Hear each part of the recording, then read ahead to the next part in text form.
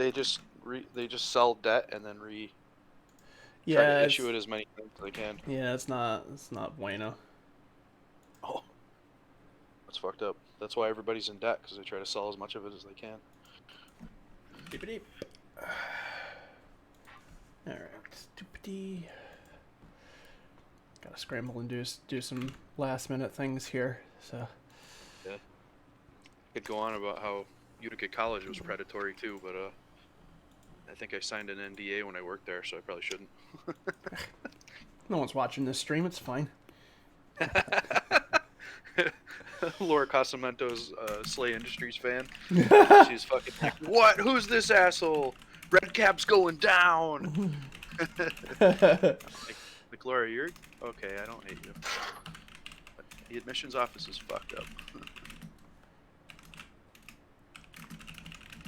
Gotta go grab something quick.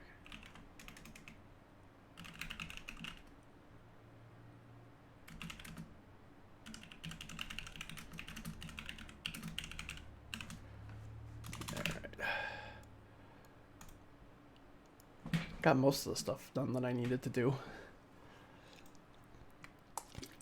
But you know, I had to sink 20 goddamn hours into Arma 3 stuff this weekend, so. Because I'm a psychopath fucking weirdo. I need to update the frame with your new character name. So I'll do that first, because that'll be very quick and easy. And then I gotta digitally punch up his BPN.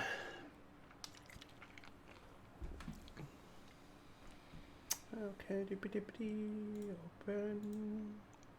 Oops, already had that. Alright. Apparently this card wasn't worth more than $2 and it was in the box. Word. Alright. It says God on it, it's gotta be worth money, right? No, gods are usually pretty financially well off, and it makes sense.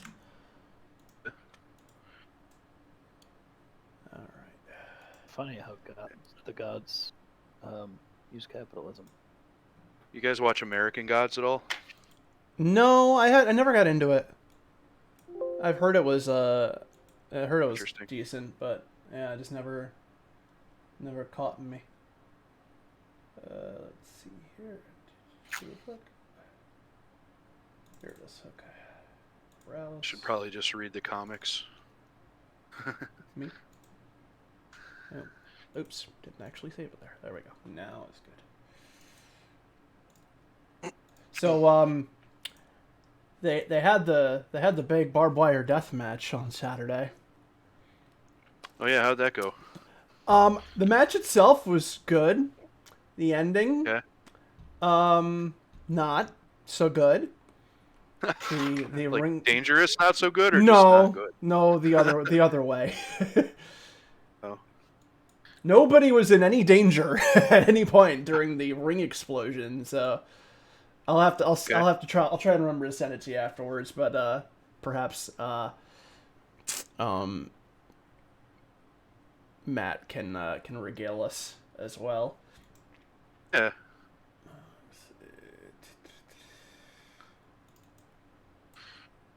Yeah, I probably should have watched that, but I've been so out of the loop with that stuff. I mean, the rest of the pay-per-view is pretty decent, you know, but not so much the. Like I said, I don't want to say the main wasn't good, because Kenny and Mox went for it for sure. Yeah. It's just that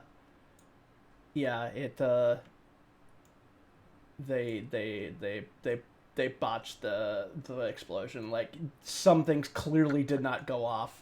The worst part about it, the absolute worst part about it, is that they had this angle where Mox, the match had ended before the bomb went off, and the is it supposed to go off during the match? No, it was supposed to. No, they had ended the match, but they had ended the match with like a few minutes to go. So the gimmick was going to be that Kenny and the Good Brothers were going to beat up Moxley and leave him in the ring when it exploded.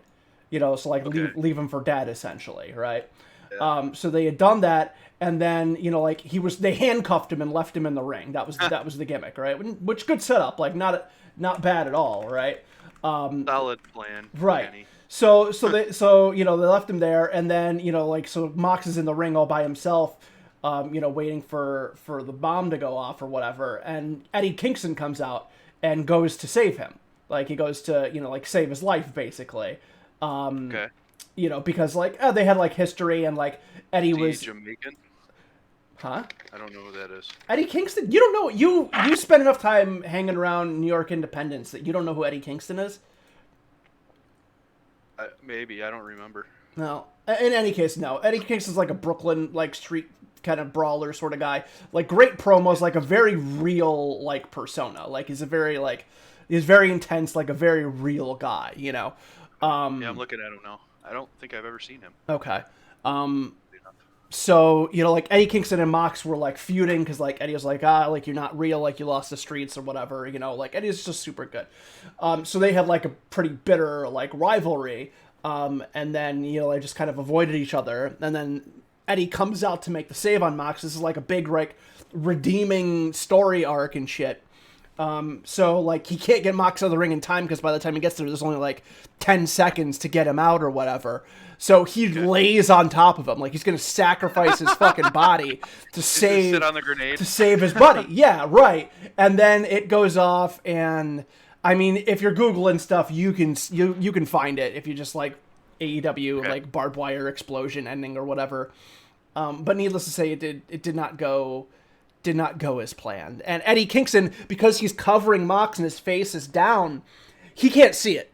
He can't see what it looks like. And I'm sure it's probably loud to him, because he's in the middle of it. So he has to act like he died, right? He has to act like he was just in the middle of this horrible explosion. Yeah. See, so you saw it. Fireworks. Yeah. Yep. It's hilarious. Yeah. Yep. So that was embarrassing. How could that go right? There's So I assume that there was there was charges on the ropes. So when he hit the ropes, there was an explosion that went off, and that actually looked pretty good. But okay. When it did, but when the bomb went off at the end, those ones did not go off. So I'm assuming that those were supposed to go off, and there's probably some extras, but okay. Still ultimately didn't go so great. Oh, I think it's funny, but oh, it's hilarious. But I'm entertained. Embarrassing for the people involved, especially Eddie Kingston and Moxley, who this was probably going to be the angle that was going to put him out for months and months.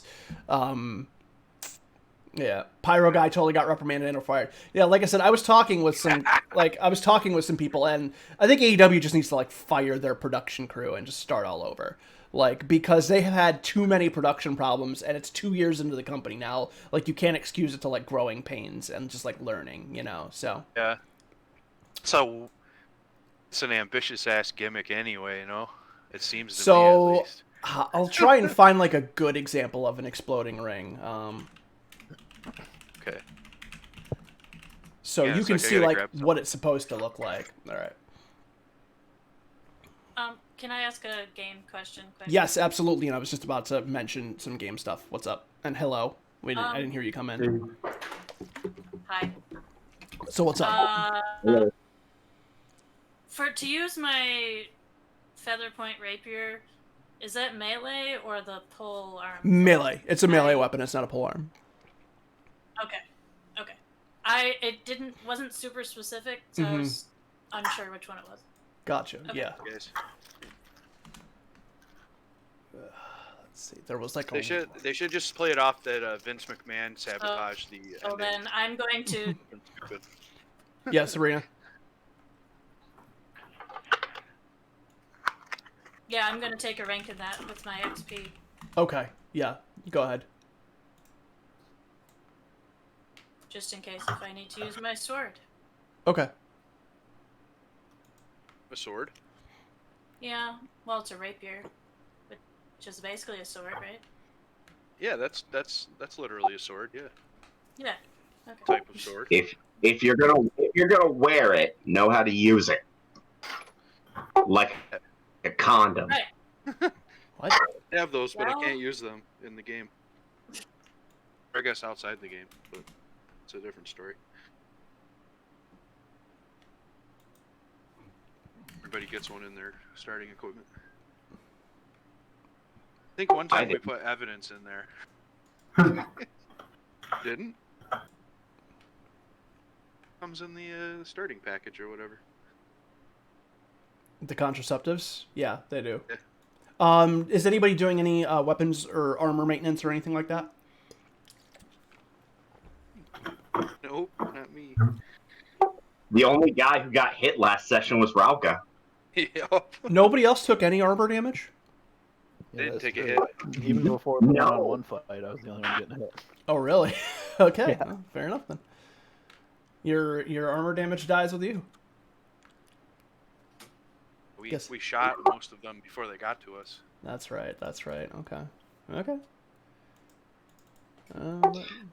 Basically, the one-on-one fight is when our party stopped being smart. Yep.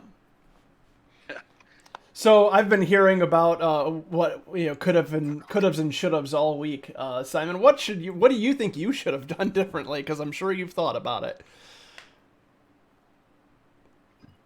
I should have just been more vocal about, you know what, fuck Honor, they're trash. Yeah. We're going to exterminate them, use the concussive grenades, and shoot them in the back of the head. Yeah, that's pretty much the universal. Like, oh, we should have just said fuck it and shot him. It's been kind of the universal. Or I should just drop the ultraviolence right in my eyeball and win at it. Sure. Yeah, I guess you could have joined in on the fray. Yeah. It's a tag team match. Holla holla. Playa. All right.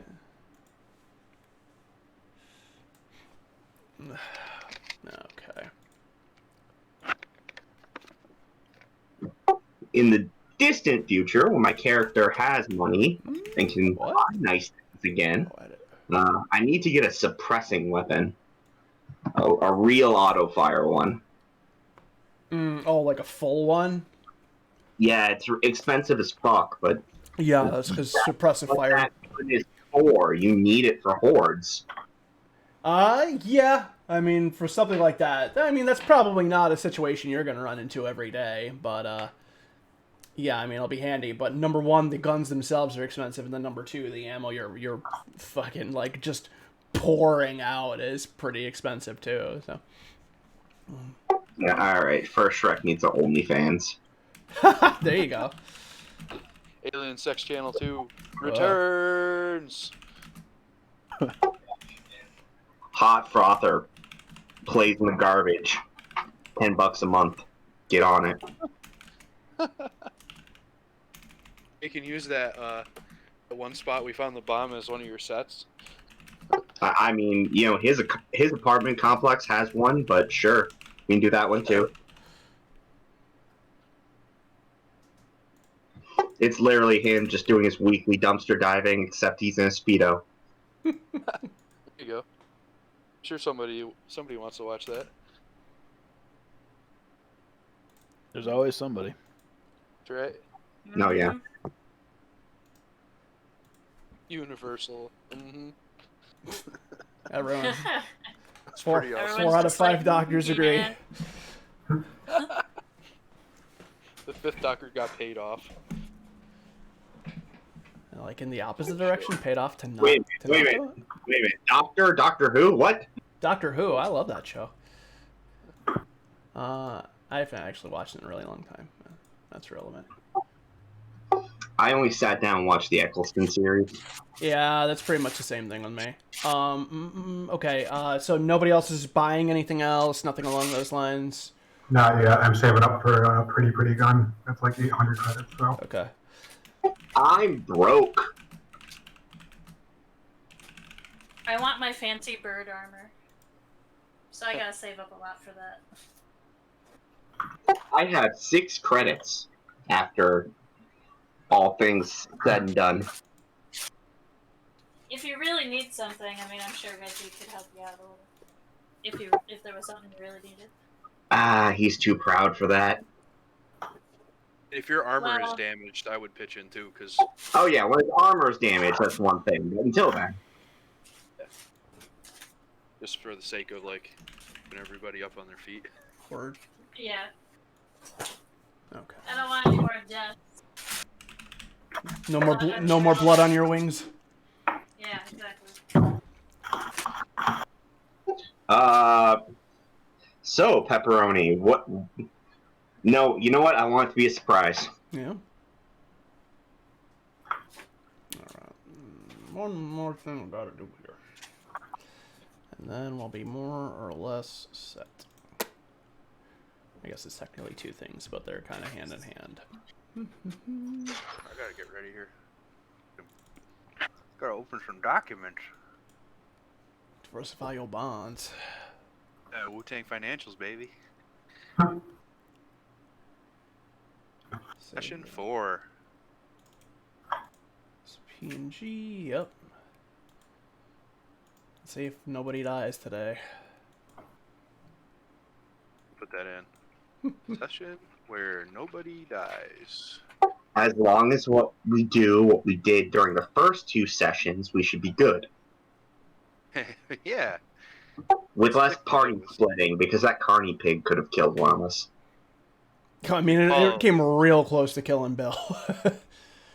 It was Yeah, probably better that I wasn't there for that. It was 1 hit away from dying there. Yeah.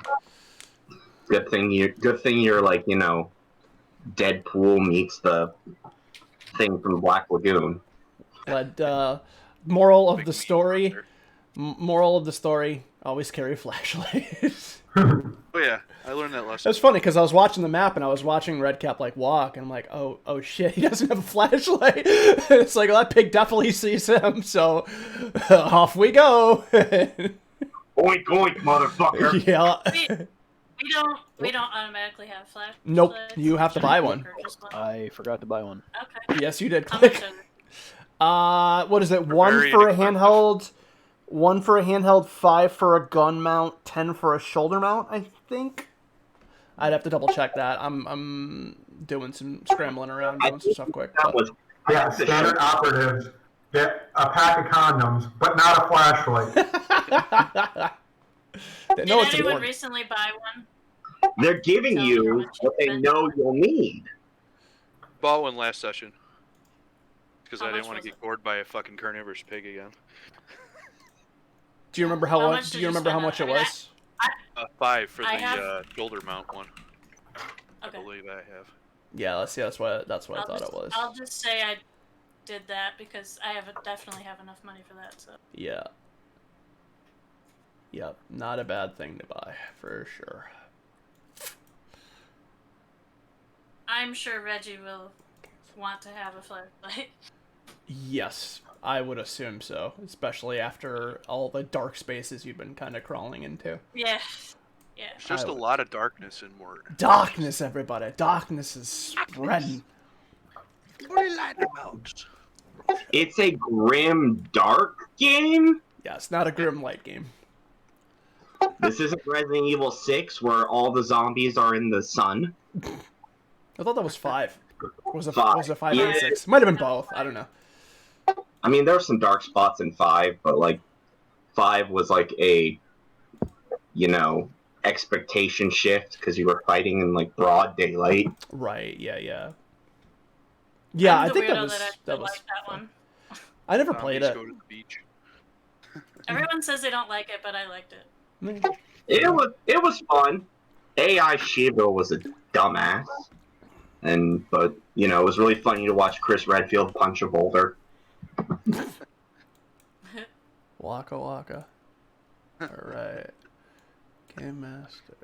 There we go. It stopped being a survival horror game at that point. Okay. Oh, what time are we at? 6:24. Woof! Just got in under the wire.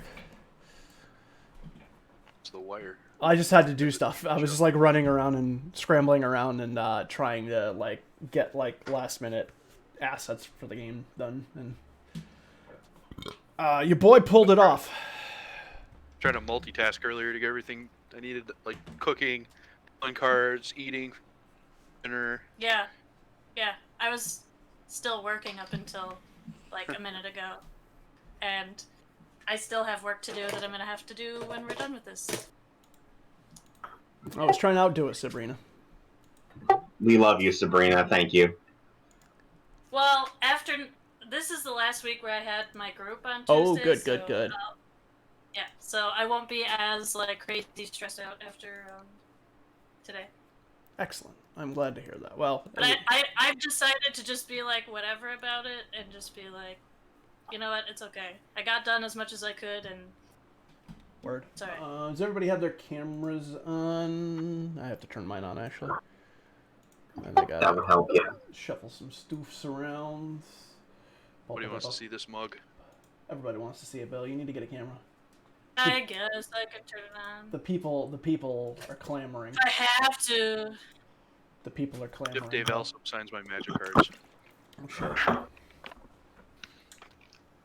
I just have like tubs of action figures over there, so.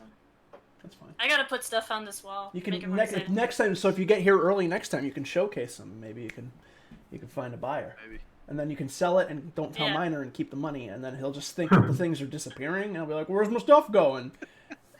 And you're like, Actually, I don't that's know. a great idea. If I knew what any of it was or how much any of it was worth, I Just would make do up a that, but I fucking don't know. number. It's I fine. don't know anything. Like, yeah, it's $10. $100 for this like $2 figure. $10. Boy's gonna have a baller ass Christmas. That's all I know. Where'd you get all this money? Don't worry about it. Oop, all right. Nobody's watched the original Power Rangers in like 20 years. Let's throw all these up for $10 each. Yeah. I got a raise at work, so that's where it all came from. So All right. Let me Nice. pop this That means you're out. buying lunch tomorrow? I didn't say that. Kidding. All right. I'm enjoying that sweet, sweet unemployment extension. Get that dosh, baby. Delicious socialism. Oh yeah. Now we're talking. All right. I'm sorry, Sabrina, and those of you who just got back from work. That's okay. I do love my job. I'm not complaining about it. As a formerly employed person, you actually earn your unemployment, so it's not really a handout. It's like a Yeah. it's technically an employment benefit. So I mean, if honestly, if I could, I would be hanging out with my horses at work, but nope.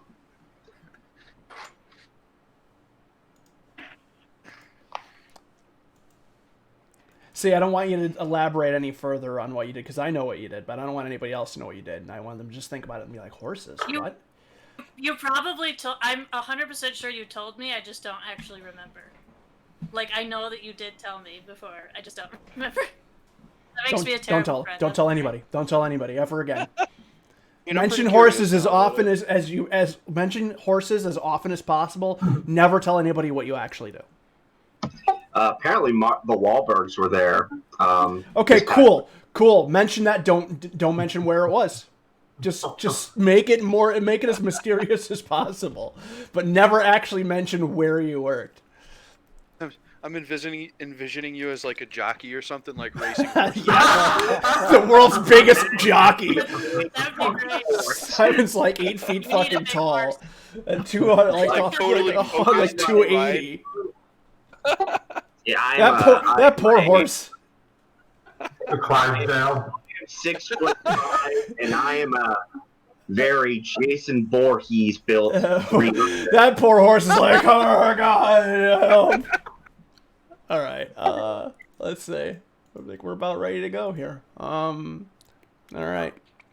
No other last minute bookkeeping or purchases that I need to be made aware of. Nope. No, I'll tell you about the Stormer armor later. I am starving and running out of drugs. Let's do this. The way God intended. All right. Not socialism.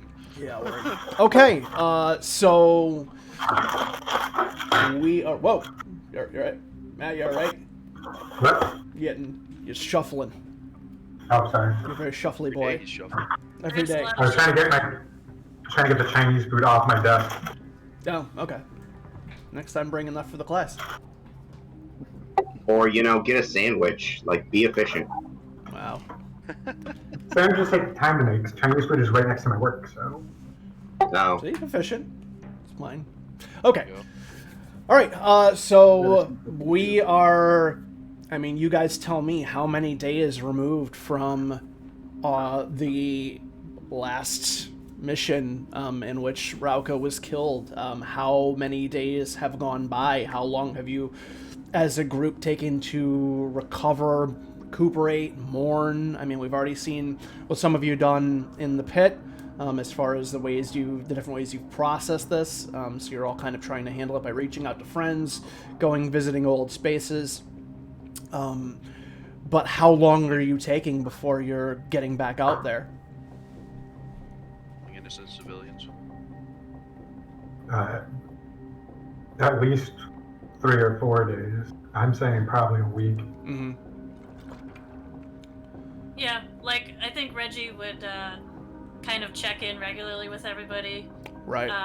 messaging them to say, how's everyone doing, and kind of like gauge based on how everyone's doing, like when would be the right time to come back. And I'd say probably a week-ish, maybe a little before that. Okay. Would seem like the best amount of time. Well, since my squad says they're going to work in a week, Shrekky just locked down his apartment, threw on the cooking channel, and decided to detox and eat ramen. Okay. Yeah. All right. So you just kind of write out. Are you just trying to save money and not by rush, basically, or not when you need it? I'm trying to I have 6 doses of rush left, so that's like 2 days with missions. No, understandable. So, okay. Cried myself to sleep every night. Okay. Ugh. Gotcha. All right. So in that time, Clifford, Click, you are given information about your assignment. So you, again, just recently graduated from Maney. You finished out your studies. You were given the orientation, and then you were informed that you were going to be assigned to an active squad that had just recently lost a member, but they were a relatively new squad themselves, so they felt that you would fit in particularly well. You were given the contact information of the leader, and you were instructed to, reach out to them at some point to get information on squad activities. Okay. So what do you do? Do you reach out? Do you wait? What's your approach to it?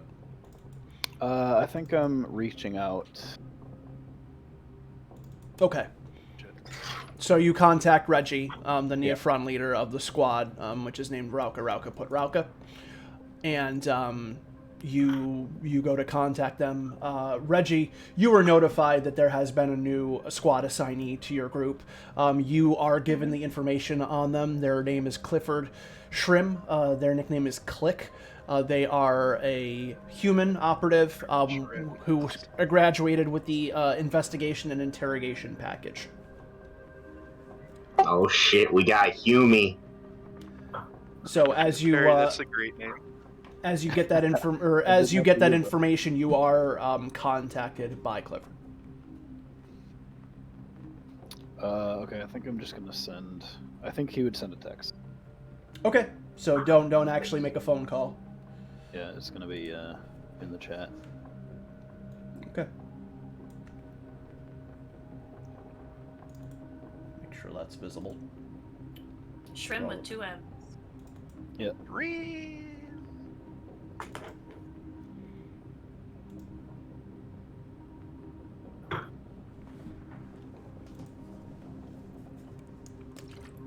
The others of you probably have received some sort of notification that you will be assigned a new member to the squad as well, probably from Reggie, you may not have received as many details as Reggie has.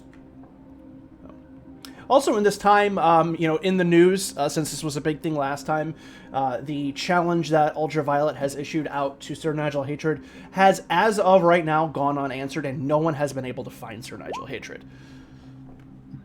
Hatred's a bitch.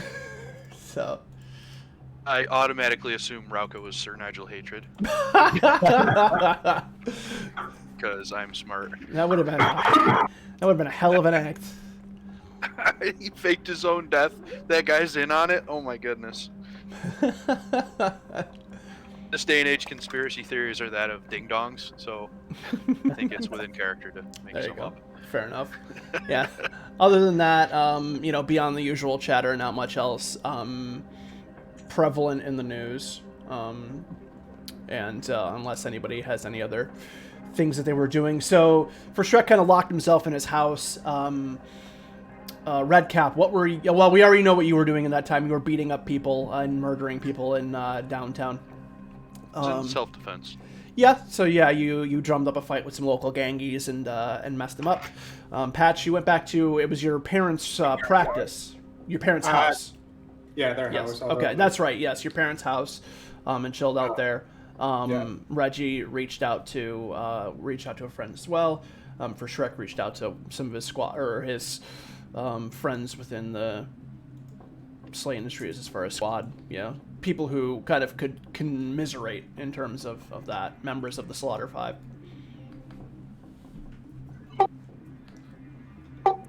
And Reggie.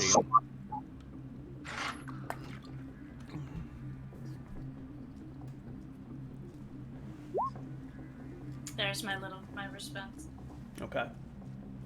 So after the period of a few days, you all reconvene back at the BPN hall to try and get back to some sense of normalcy.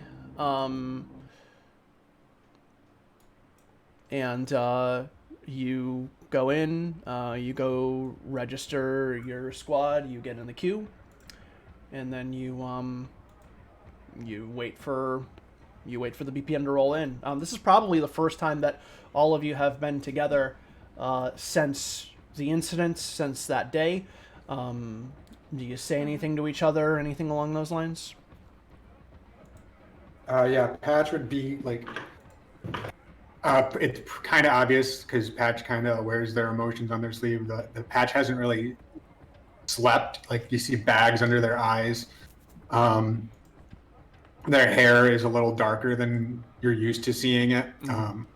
And they'll kind of just like walk up to the anyone who's already there and like, how is everyone holding up? Hey, know that Nigel dude, the fighter? Yeah. He disappeared too. He's gone. I think he might have been Rauka.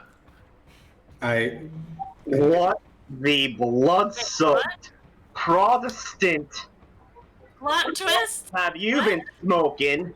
And why aren't you sharing, lad? I mean, they're both gone, so... But wasn't See it? isn't Nigel a human? Yeah, I mean, he had a costume. I don't know. So you're saying a human famous fighter decided to slum it on the weekends as a low-level operative carrion? I can't think of a better disguise, a better way to hide yourself than him. He hated the spotlight. Fine. Maybe I made that up. I mean, it's a theory. You can file it as a theory. Yeah. Okay, I'll work on it. Maybe maybe you'll find more evidence of it. Of course I will, because it's fake. So Conspiracy theorist Redcap now. Yeah. I've been on the Slay Net quite a bit this weekend. Foil cap. All right. Cap. All right. So, Reggie, do you give Click the information, like meeting location for you guys and to meet them in the BPN hall, or do you get to set up things with them afterwards? I think Reggie would have like tried to spend a little time getting to know him beforehand too. Okay. Like, you know, talking with him and maybe like trying to look up info on him so that he knows a little bit about this person who's coming to the team, and you know, trying to he probably would have sent a message to everybody saying, well, I know it's kind of tough replacing, you know, you really can't replace Ralco, but you know, try to make Click feel welcome, because So, Click, in Reggie's research on you, does he find anything interesting in regards to your time at Maney? Any particular issues, places you excelled in, things like that? Disciplinary incidents, anything along those lines? I think there were probably some disciplinary incidents. It probably took a little extra longer to break me of my old habits, but not, you know, I don't think he was about to be expelled or anything like that. But gotcha. You know, definitely got his knuckles wrapped. Would SLA Industries and Maney be aware of your history prior to your enrollment in the university?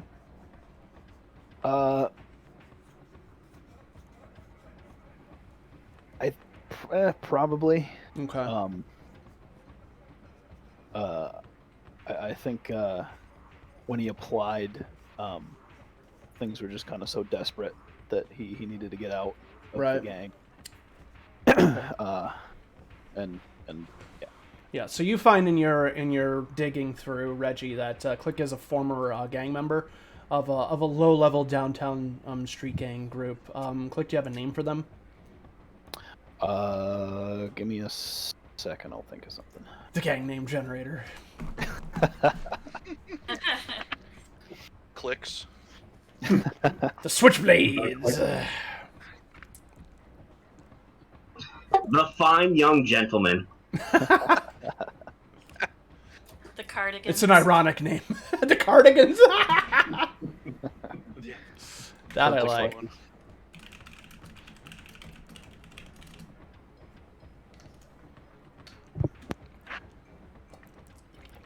All right. So you dig up that information on Click, and we'll get the gang name soon.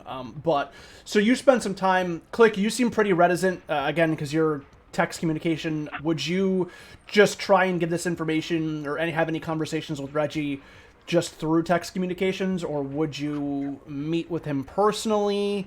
What would your approach be? I probably would have met with Reggie alone, just to see, you know, what I should be expecting. Okay. Why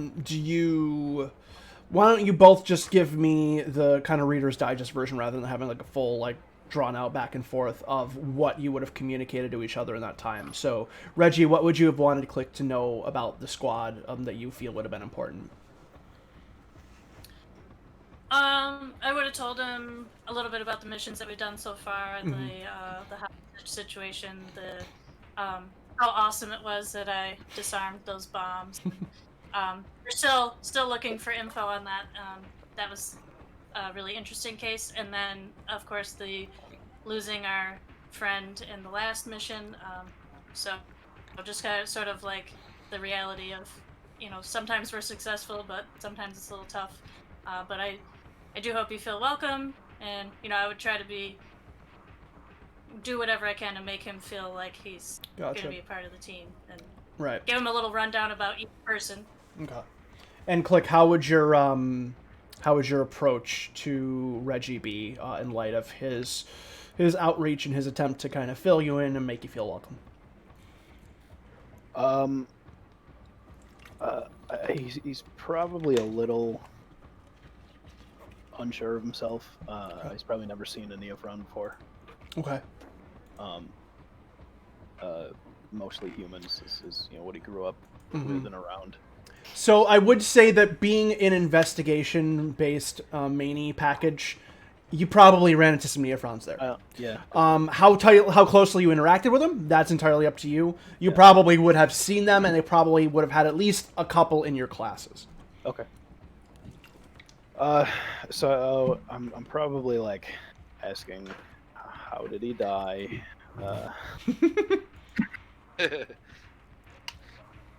Why you let him fight an alpha alone? And please, if I ever try to fight anything alone, knock me out and drag me away. So yeah, you. Just in my defense, I don't understand Grizzle. Is that the language? So I didn't really fully understand what they were saying, or I wouldn't have been able to interject. Like normally, I would try to make peace or bribe or do something to get out of it, but I don't speak that language, so that would be my defense.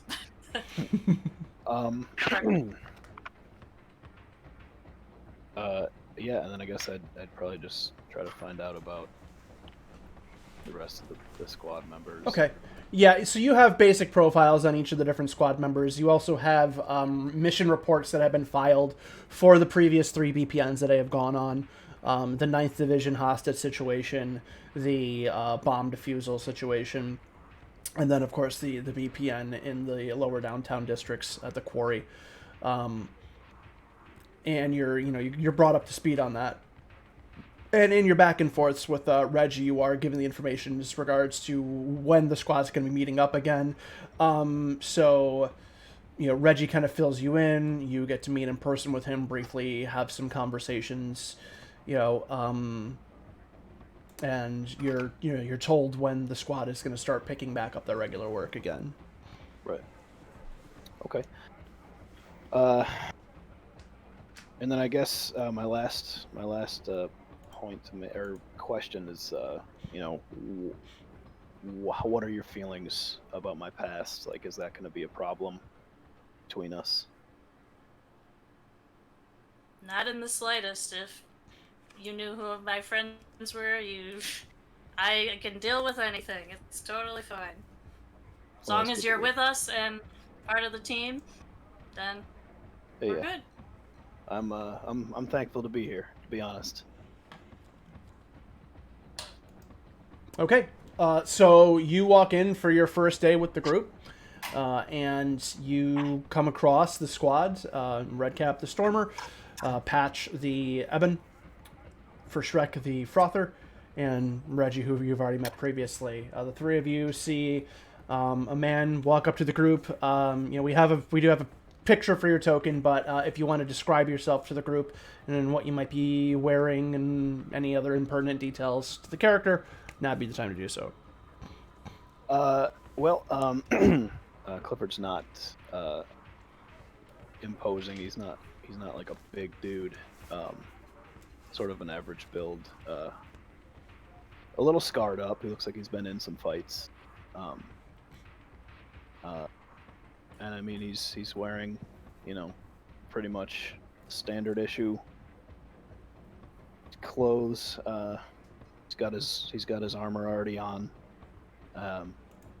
Looks a little lost, like he's kind of nervous to be there. But he stands before you. So I'm the only human, huh? Yep. We're actually all different races, so it's all good. Diversity. Is that guy gonna kill me? Diverse. Which one do you say that about? The Stormer, or? I guess I say it first about the Frother, and then I guess it applies to everyone. It applies to multiple people. Yeah. Reggie's like, nah, we're good.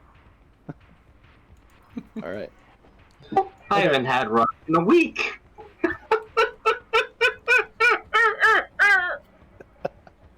How are you feeling, by the way, for Shrek?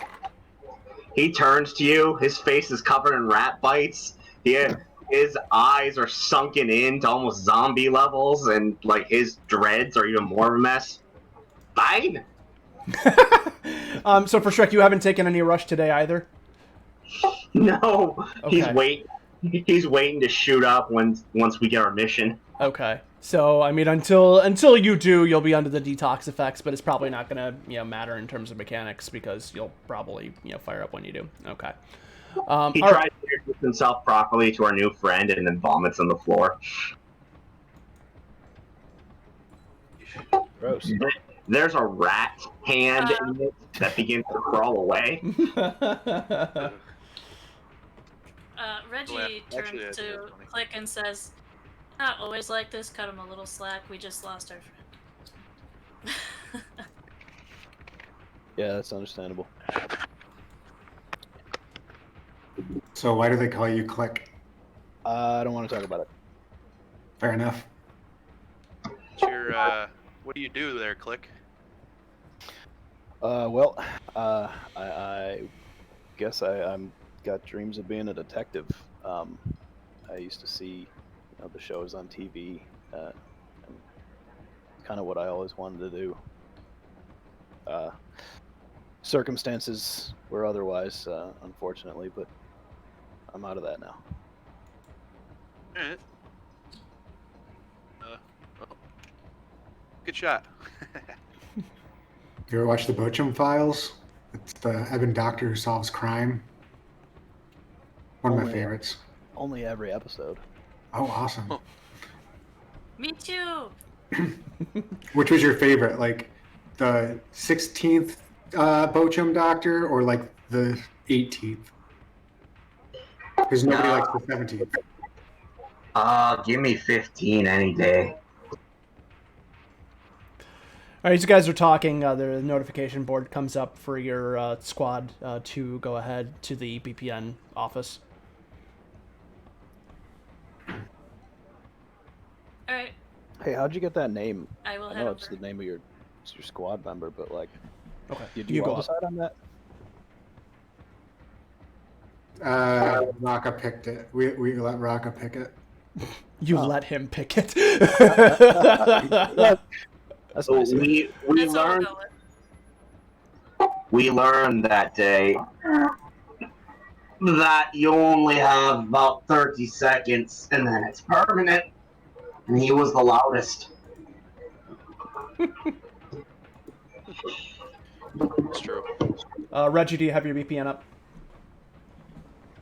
So you go up there and Yeah. Okay, you go up there and you sit down at the desk, and as you do, the officer, punches in your information into there. It's a different guy than you had last time. And as he does, a single BPN prints out, and he kind of glances at the screen, and he's like, "Oh, looks like this is a special assignment." And he slides the card over to you. Reggie reads it and he gets like, he tries to hide his excitement. He's like, "Oh, that sounds awesome." He very calmly says, "Thank you, sir. I appreciate it." And he's like trying to hide like how excited he is about it. Okay. I mean, the BPN officer just kind of nods to you and goes back to his computer, getting ready to deal with the next person. He's pretty happy that that was a cut and dry one, and he can move on with his workload. All right, I'm going to, as calmly but like visibly super excitedly, walk over to the team and be like, "I got one. What's the pay? This was much better than the last one." Aye, what is the pay? I didn't find out the pay until Ralka fucking died last time. The pay's good. Don't worry about it. Yeah, so we get to investigate more bombing stuff. Do we think Do you is it guys related or? see it, or do I need to read it? I posted it up to them, assuming that everybody can see it. If anybody hasn't, just let me know. Got it. Okay.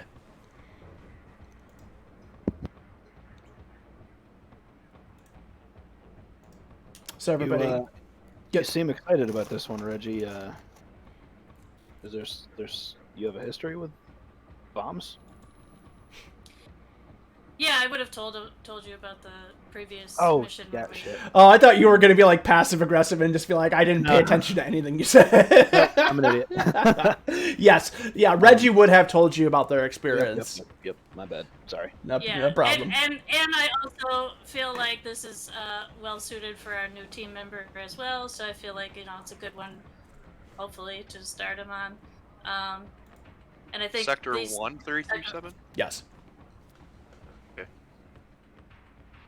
Lee. Sabrina. Huh? I didn't mean What'd you to say? jump in there. Oh. Yeah, no, I get think it, this one might be.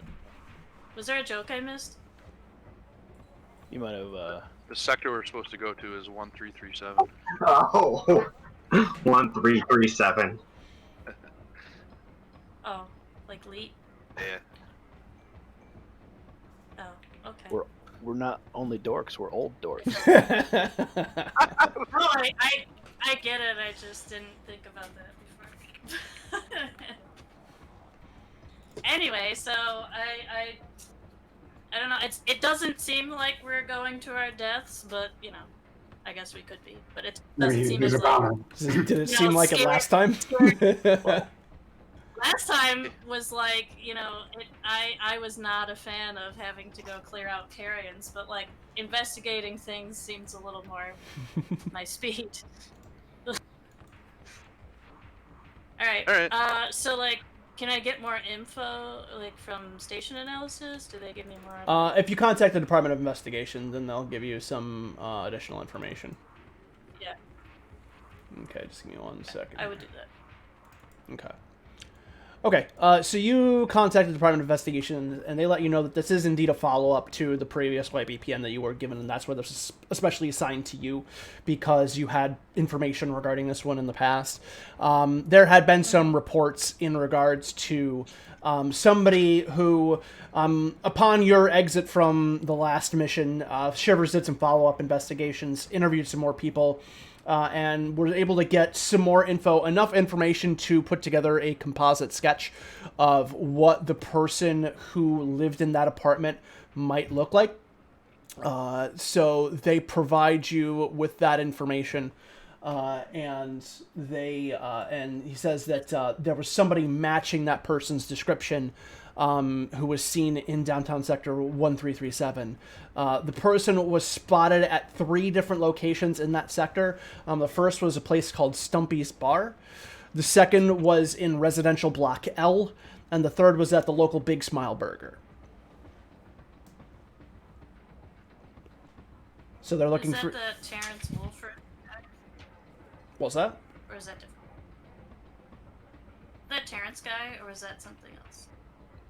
I don't know. I was looking at my past notes. I was like, I wrote that name down, and I don't remember. What No, Terrence Wolford was the name that was given, was the alias that was given to like the delivery people and things like that. So yeah, that was the assumed name of the person who is believed to be the suspect involved in this. What was that again? Right. So that does the name connect to the name Red Cat. Yeah. Terrence Wolford. Yeah. I have that here, but what were the other 2 locations? There's Stumpy's and then Stumpy's Block Bar, residential block L, and Big Smile Burger. Big Smile, a McDonald's burger. Basically. Got it. Yeah, so they want you to get whatever information you can find on his whereabouts. If I was sent. Mm-hmm. I was sent the sketch, so if it's possible that I could kind of send it to some of my friends and see if they like have seen this guy or know any info, like Okay. Yeah, I mean, you pass it around in the circles that you hang out in, and nobody has. You've never seen any of these people before, so the likelihood that they would have seen this person incredibly small. Okay. And you get back pretty quickly. Like, no one's seen this person, but like I said, they don't know what you look like. You don't know what they look like. It's not out of the ordinary. Mm-hmm. was worth a shot to try it. Fair enough. All right.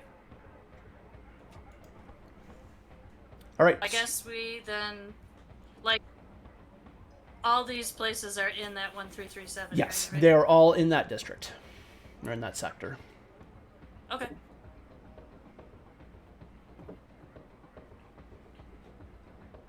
Then I guess I'll ask the team head over and we'll check out those places and go from there. Shot up and ready to go, boss. First Shrek is suddenly looking a lot better. I mean, as good as he ever looks. All right, so as far as travel, again, this is downtown Sector 1, so it's not that far down. You know, you have the options of, you know, shift block or Gauss train, which will get you down there relatively quickly. Shift block's going to be free. Gauss train will be 1 credit a person if you want to get down there a little faster. I mean, speed's not really of the essence right now. Okay. All right, so you take the shift block down? Yeah. Okay. All right, so you get into the shift block state depot at the Mort Central, and it waits until its scheduled time to leave, which is 10 after the hour. It's probably about 11 o'clock ish. You probably spent about 2 hours in the BPN hall, so it's gonna be going in a few minutes, and then it's expected to arrive at Block 1 at about 11:40, so it'll be about a half hour. So the 5 of you have some time to discuss the details of this mission or anything else that you deem worthy. I think we should hit Big Smile Burger first, because it's almost noon and I'm kind of hungry. Okay. Maybe that guy is too. That's No. fair. Yeah, I literally lost Wednesday's food. What day is it? Today would be Friday. Yeah. So, let's go.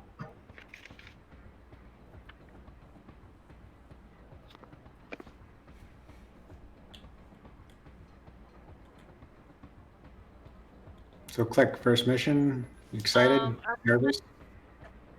Yeah, first one.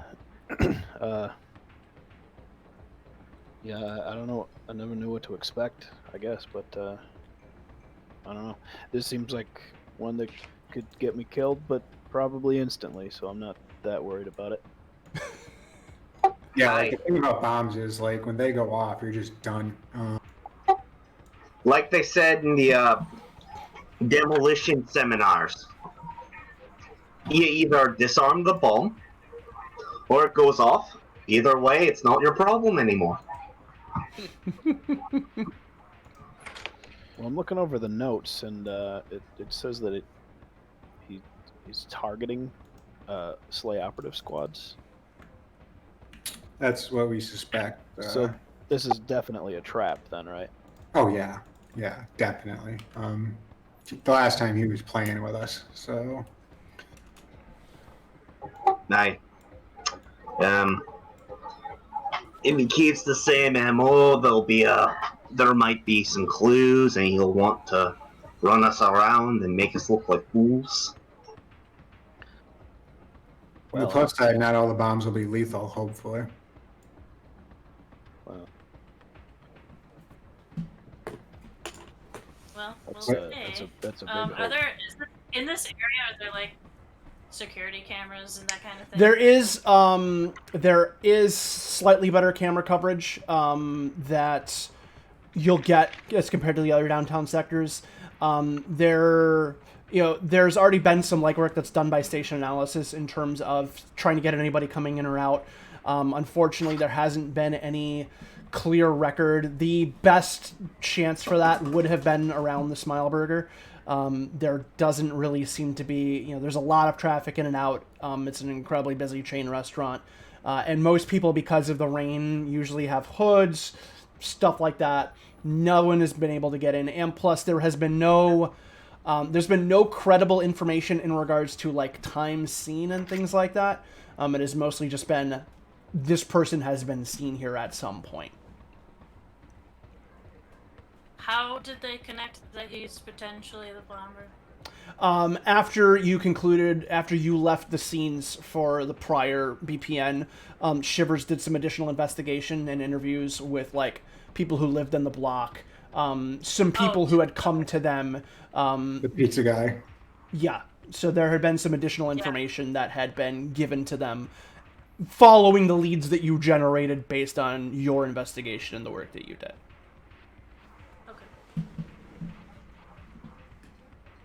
Like you said, we don't know the exact, like, when this person may have been seen in these places that no people have reported he has been. Yes, yeah. Unfortunately, with the amount of activity and the moving around of people there, there have been some tips or some information, actually from other, Shivers who have put out the word to other people, that somebody matching this description has been seen at various times. So it's not just like one time and gone. They've been seen a few different times, depending on the location, different times of day and whatnot. So. Okay, so the shift block stops. It has gone through its travel, and you arrive at the shift block station, where in Sector 1-3, or in District, on Sector 1, on that level, and then you can take a subway over to 1337. That gets you there probably about another 15 minutes of a ride. So Reggie, what do you want me to do?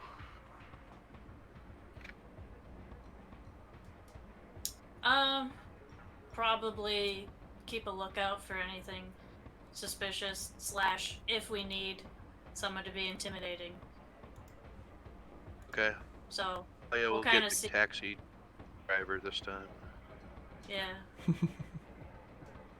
We'll kind of see what we're walking into when we get there.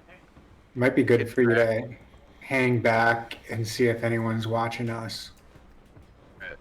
Can track stuff too if that helps. Yeah, see if there's anyone who's paying too much attention to us when we go into this place. Or let us know if you've seen the same person a few times in the background. Does the report have like a sketch of this guy? Yes, it does. I thought I shared it before. Let me share it again, just with you. Okay. It should be in your handouts. Actually, maybe it didn't. Hang on. Yeah, it's on the top. I've got it. Okay, you got it. Yep. So that's the person. Okay. Yeah. Yeah, I'm thinking keeping a lookout would be helpful for sure. All right, you head on over. The subway takes you over to 1337. You get off at the station there. So you all head to the Big Smile Burger. Right, yeah. Okay. Yeah. Okay. So you make the walk over there. It's noontime, so it's fairly busy on the streets, and it gets even busier as you get to Big Smile Burger, where this is kind of the lunch hour, and there is a mad rush of people kind of inside and outside, to the point where it seems like it's probably going to be difficult to question the people in there. Fortunately, standing outside, trying to guide people in, is the Big Smile Burger mascot, Smiley, who is, waving, dancing around, and generally trying to be the best mascot he can be. And it seems like that thing needs to die. So yeah, so that's standing outside of there, and then inside is a pretty packed house. I wait outside. All right. So how do we want to address this? Because maybe we don't all do exactly the same thing. Because if we're all questioning one person, it's a bit much, and there's a lot going on. So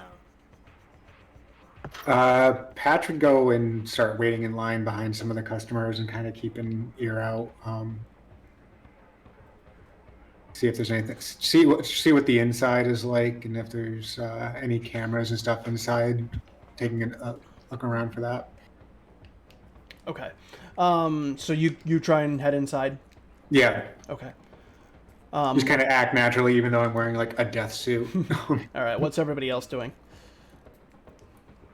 Waiting outside and watching people come in and out. Okay. People take the other exit on the other side of the building as soon as you start standing over there. Fine. I watch the doors if I can see them both. Right. Okay.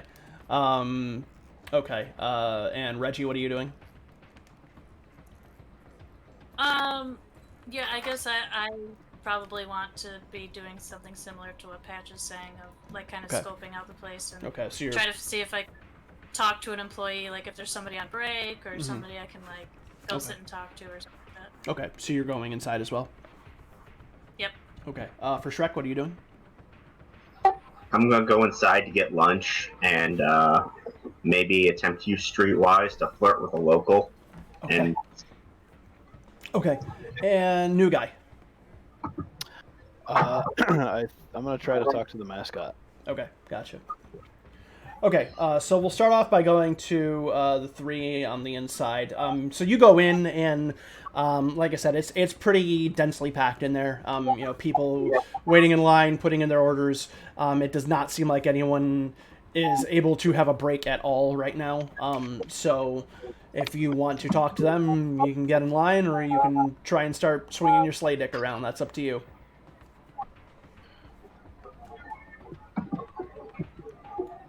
Not funny. We can keep just be in line for now. Okay, gotcha. And knowing that Reggie was like looking for like footage and stuff, I'm looking around to see if there's any cameras in here. Okay. Or as we walked in, any cameras on the outside. Okay. So on the outside, there was a couple street post cameras that are pointing in the general direction of this place, but not like dead on. That you could probably get some people who are kind of walking by or walking up to it. There are no cameras inside, at least in the main eating and ordering area. Okay.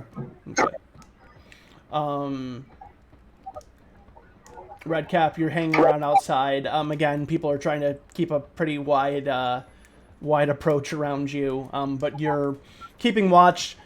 Other than people being generally nervous because you're here, nobody seems to be acting strangely or anything along those lines. Okay, I take a walk around the building once to see. Okay. I don't know if I'm gonna find anything, but okay, gotcha. That's what it looks like out in the back. Okay. Click, you approach the Big Smile Burger mascot. Yeah. So it kind of like, at first it's kind of like just trying to dance and not really acknowledging your presence, and then once he sees you kind of like standing there and like looking at him, he like kind of like turns, and you can hear under like a muffled voice underneath the big plush head, "Come on in and enjoy a Smile Burger." I was actually hoping you had time for a couple questions. Questions about our menu? Nope, questions about one of your customers, hopefully. He kind of like pauses and like the bouncing kind of body language changes, and he's like, what's this about? Well, look, I know it's a thankless job, but we really need some information about somebody, and I show him the sketch. I say, have you seen this guy? Hang on. Before we continue on, we're getting some echo in the background from somebody's speakers, so if somebody can turn them down or pop on headphones or something, just so, doesn't fuck up stuff. Okay. So yeah, you kind of like hold up the picture, and like the mascot kind of leans down, and then kind of like pops his head open and like kind of like peeks out at it and like pulls it back down, and then he like shrugs. He's like, "No, man, I'm sorry. We really don't keep too close a track of the people that come and go. As a matter of fact, it's part of our training, they want us to treat every interaction with the customer as a first-time experience, so we really don't pay attention to who's coming and going. Well, can't really argue with that, I guess. Yeah, I thank him and leave. He waves to you and then starts bopping back around again. Inside, we say Patch was in line first, or at least your line gets whittled down enough to the point where you get up to the front, and there's a cashier ready to take your order. Looks probably about 15 years old, wearing like a visor and a little polo, and he's like, "Hi, welcome to Big Smile Burger." Hey, so first off, we're gonna need a big smile combo, two small. Hang on. Sorry, it's my first day. He's like he kind of presses into the console a few times. He's like, okay, smile burger combo. Go ahead. A double grin. Okay, combo. hang on. Where's the double grin? I see the triple. Hey, Can you just have a manager come over? double. No, I got your order. Don't worry. Yeah, we need to talk to a manager. No, anyways. I can get your order. It's fine. Just don't get me in trouble, please. You're not in trouble. It's about something else. After a while, the manager comes over, who looks to be about 21 years old. And he's like, yeah, what's up? He goes and he was like, yeah, what's up? And then he like kind of stops and sees like your desk. So he's like, yeah, what's going on? And I show him, I don't know if we have like a printout of the picture or if it was like on our data pads or whatever, but I slapped that down with my SLA Industries ID, and I'm like, we're looking for this person. We have reason to believe he's been around here. Okay. He picks it up and kind of looks at it, and he's like, I mean, I'm sure he's been in here, but I wouldn't recognize him. We deal with 1,000 people an hour. Can we have access to any security cameras? There's cameras outside, right? Are those yours or are those the city's? They're Slay's. Okay. The ones in here busted a while ago. We haven't had maintenance coming to fix. Okay. I want you to look at that photo, and if you see anyone like that, contact SLA Industries immediately. He nods. He's like, yes, sir. Good. Okay. Where are the burgers? What's that? How long on those burgers? Hang on. And the guy kind of goes back to punching it, and you put it in order. For Shrek, were you in line as well for an order, or were you just kind of hanging out in the restaurant? He's gonna hang out in the restaurant. I just realized we. Actually, does the restaurant sell that energy drink that guy was drinking? Oh. His apartment was covered in it. No, that is a good question. And I don't have actually I do have the name of it. Give me a second. I'll pull it up right here. Residential searcher. Zaz. Was that Zaz? Yes. No, they do not. Zaz is sold usually in cans, and it's usually sold in convenience stores. They do not sell it here. Okay. I'm gonna roll streetwise to see if there's anyone who is on the level, and if I could like talk to them. Maybe this guy bought some illegal things for his Batman villainy. Okay. All right. Give me a streetwise roll.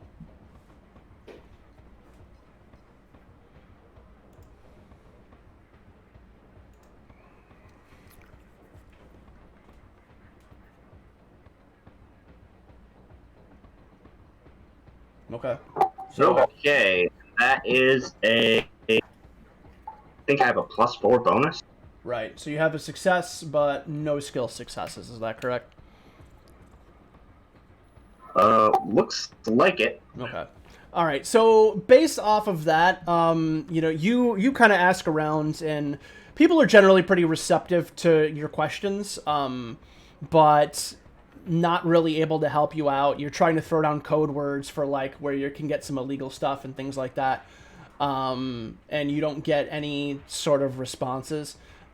People just seem to kind of meet you with general confusion, like they don't know what like stuffing the pony means or anything like that. So they, you try your best with them. Your things kind of flame out. But in kind of having your discussions, you think to yourself, like, this is probably too busy of a place to have anything like that done. Of the areas that you have been, of the options you've been given, probably this is the least likely that anything like that would go down. It will probably be more likely that it would happen either in a smaller bar or in somebody's friggin' apartment. Breaking Bad lied to us.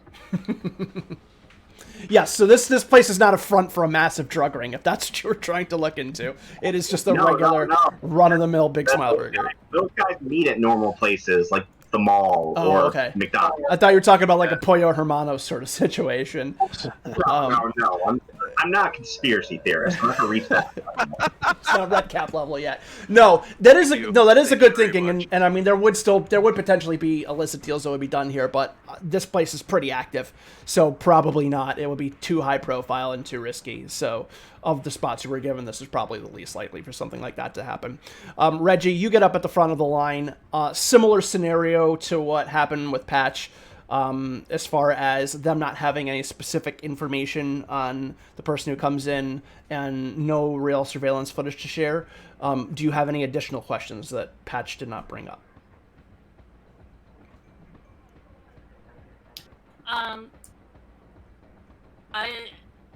The outside cameras, would that have been something that the team had, like... Yeah, you have access to those. Looked into? Is that something Reggie can access?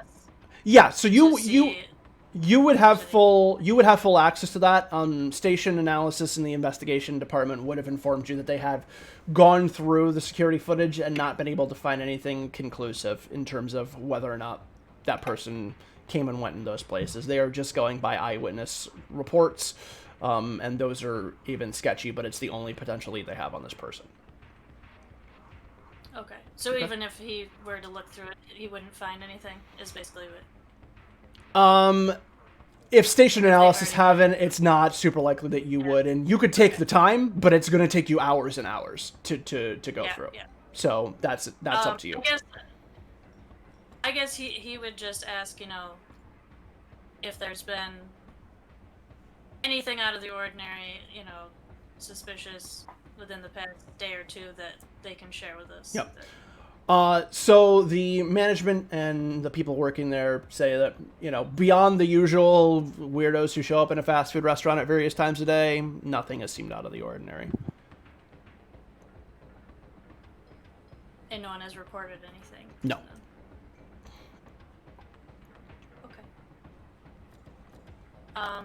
Can I just, kind of look around the place and make sure there's not, he left us a note before, make sure there's not something... Sure. Yep. So you go through, you try and get clever. You guys spend some time looking through.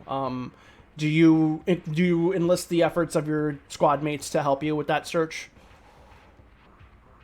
Yeah. I mean, I asked them if they want to help me. Just sort of a quick look to see if there's anything.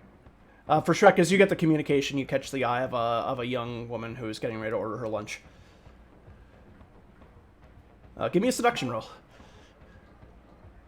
Oh shit, I did want to do that. Well, I don't forget, baby. Is that charisma or cool?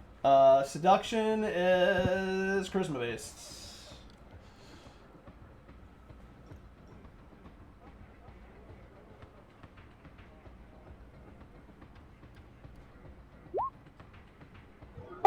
Hey, a 10 and a 6.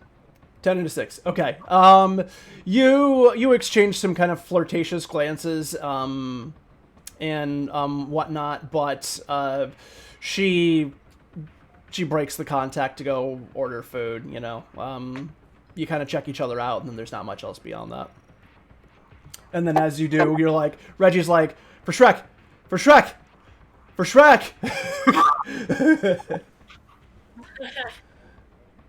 And then you're given... Try to stop the pony, lad!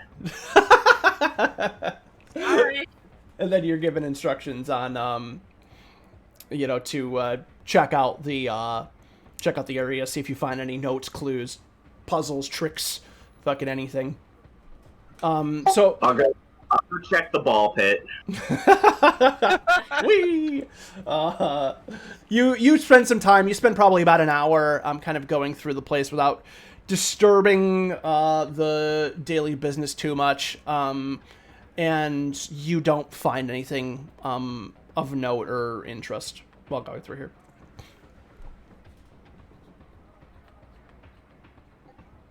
Yeah, he didn't hit this place. Any psycho bomber worth his salt will bomb the ball pit.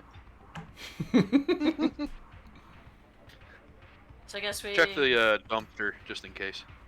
Okay, yeah, you go back, you check the dumpster, you find some rats. Found some rats. Not much else. What color? Gray. Gray. Want me to catch it? We're out of season. There's a season? No, never mind. Okay, so after Guess we, kind of doing your searching, you try reconvene another outside. location. Okay. We can try the bar. Guys, you Was that Reggie? the bar. The bar, is that what? The bar or the nearest convenience store to all three locations.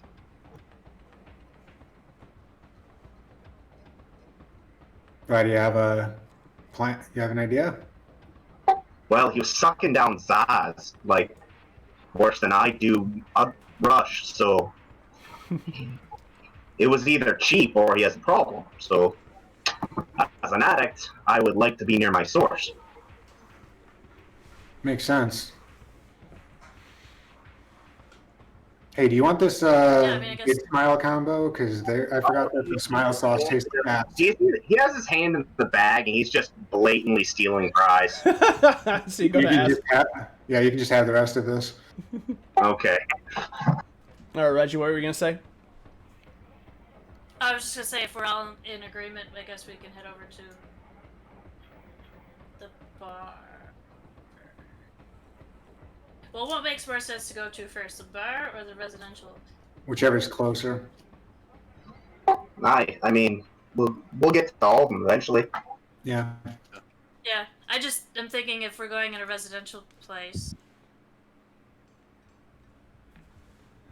Or bar, well, because bars are probably not as busy earlier in the day. Yeah, that's true. But I don't know. Maybe they are here in this location. I don't know. I guess it doesn't matter. Either one's fine.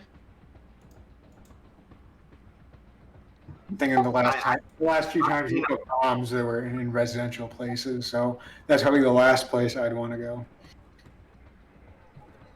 True. Also, I mean, I'm a downtowner. Like, are the bars 24 hours or? I mean, they're open 24 hours and people will definitely be in them, but they are still less busy during the day than they are at night. Because those who do have jobs are not in them, and at night they are.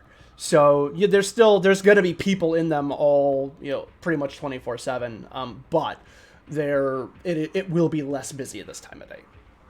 And a bit sadder. Maybe it's better to go when it is less busy, and then go to the residential when people are home from work or whatever. Makes sense. So yeah. Okay, so you head over to the bar. Everyone in agreement? Yeah, and keeping a lookout for, like for Shrek said, any type of any type of like convenience stores that sell that type of energy drink. Okay. So on the way over there, you do come across a convenience store that is pretty close to there, as well as the residential block is only a couple blocks from here as well. So you go in there, you question the guy. The guy has seen him, or at least somebody who looks like him. Says he has bought Zaz energy drinks. Comes in maybe once every couple of weeks, he thinks. Beyond that, he doesn't have any other information for him. Hey, Reggie. Mhm.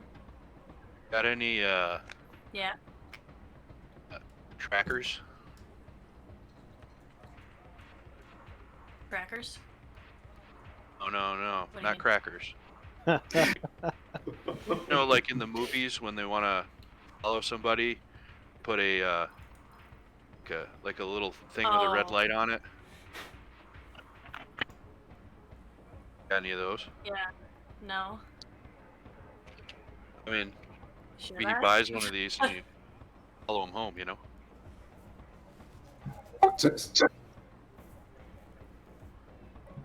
I'm not a statistician, but the odds of him coming and grabbing the Zaz we bugged are pretty low. Well, I mean, take all the other ones out then. One Zaz left. Do not sell. You just put a picture of the guy's luck thing next to the cooler. Do not buy unless you were this person. Just, you know, shipment didn't come in or something. I mean, Any if we, explosions around here? Wait a minute. Nah, still too much margin for error. All What are you right. thinking?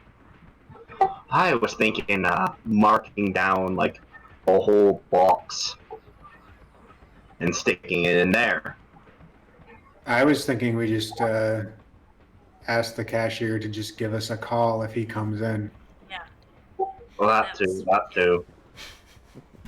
That was where my mind That's was never going. in the movies, though. Yeah, real life's a lot more boring than movies most of the time. Having fun. I've you say lived kind of, in genres already. comes in and he's come in a couple of times, or Yeah, he has come in more than once. He comes in usually probably about a couple of weeks, maybe once a month. You know, not really get steady, but he's definitely seen the guy in here, and he always buys Zaz. Zaz and chips, you know, something like that, but it always is a can of Zaz. does he remember the last time he was there? Says it's probably been about a week. So Okay. You guys go to the bar and I'll wait here. Watch or something. Not very good at you know, asking people questions. Right, but I mean, you can get our backs. yeah. Well, Kind of stay away. Yeah. How far is the bar from here? Few blocks. You're fantastic at asking questions. You just have to hit them first. I'm like, I could run that far. I mean, guess is that within range of our I would comms? just ask if he still has the. It's getting out, and depending on weather and things like it would not be reliable, but it's possible that it would be within range. You guys are the boss. I'm not. I'm just, I don't know, trying to make myself helpful. It's appreciated. All right, let's go to the bar. I guess I was just gonna ask if in any way it would benefit us if there was camera footage of the time when he was there, but if it's been a week, I don't know if it'd still be available. Do you want to take the time looking into that? Because you could retrieve the camera footage from within, you know, a few days of a week ago and go through it, and see what you can find. Okay. Do you want to Are start? you guys amenable to? What's that? I was how asking do the you- team if you're okay with me trying that. Yeah. You have a sketch. The boss. Yeah. You do a thing where you like have a cross-referencing program and then play it and fast forward and get dates.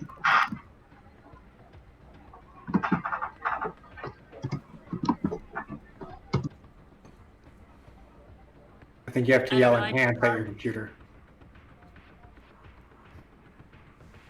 I think you have to yell enhance at your computer, and then it just finds the picture. Extra pixels.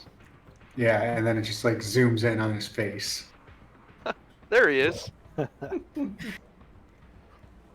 that a just piece thought of mail in his hand? Yeah, maybe there might be something like someone who came in with him or near him, Okay. or I don't know, something that could be useful. Okay. it was worth a shot. All right. I mean, you do have the option to do that if you want to reference. You can. The clerk says usually the guy comes in sometime like early evening, mostly. So probably anywhere between like 5 and 8, depending. It says it couldn't tell you exactly, but that'll at least narrow a window for you that you could theoretically, not have to search through 24 hours of footage for, within the span of roughly a week. That might narrow it down for you. It still probably would take you approximately a couple hours to go through the footage you're looking for, to get it called up, to get it sent to you, and then to go through it.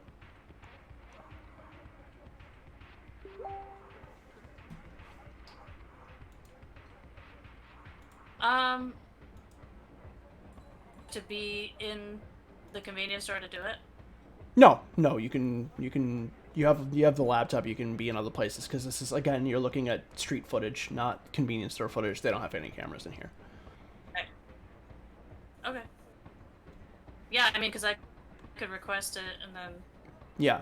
But but to take the time to go through it, you would have to, you couldn't do it, just while they're going, you'd have to sit down, dedicate time to go through it. Right. But what I'm saying is, when we go over to the bar, then I could sit down and start, Okay. So you want to do that at the bar. Okay. Okay. But if I'm needed, I'll just have to put it down and go to wherever. Gotcha. Okay. So that's up to you, whether or not you want to go with them and do that, or if you want to do it someplace separately. I'll go with them and sit there at the bar while... Okay. All right, so all of you are going over to the bar together? Yeah. Yeah, I guess. Okay. Okay, so you head over to the bar. It's in a pretty nondescript part of downtown. You head inside.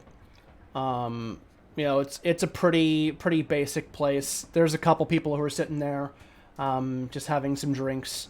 There's a guy behind the bar who's kind of heavy set, fairly jovial expression. Has a pretty pleasant expression on his face for running a downtown bar in the middle of the afternoon. He has one arm is cut about halfway up, and is there's a stump that's sealed over, and you figure that's probably where the name comes from. And then, do all of you walk in, including Redcap, or does anybody stay outside? What's the situation? I'm going in. Yeah, I'm going in. Yeah, I'll go in. Okay, Redcap? I'm gonna stay outside. Okay, you stay outside. So you all go in. Reggie, you go in and you sit at a table and you start working on your laptop? Yep. Okay. Patch, for Shrek, click. What do you do? Do they take credits here, or is it unis only? Unis only. All right. Is there a way to get unis easily? Not in downtown. There's a processing station up at Mort Central, and Okay. you've made your first rookie mistake. Yeah.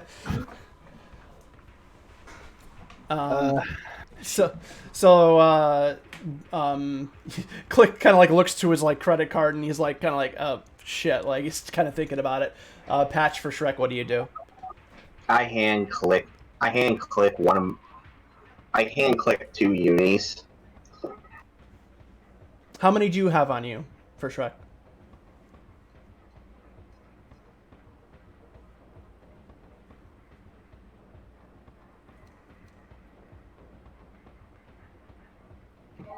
I'm not drinking. I'm just gonna sit near Reggie just in case, Yeah. How many? I'm sorry, it cut out. I think it cut out there. How many unis do you have on you?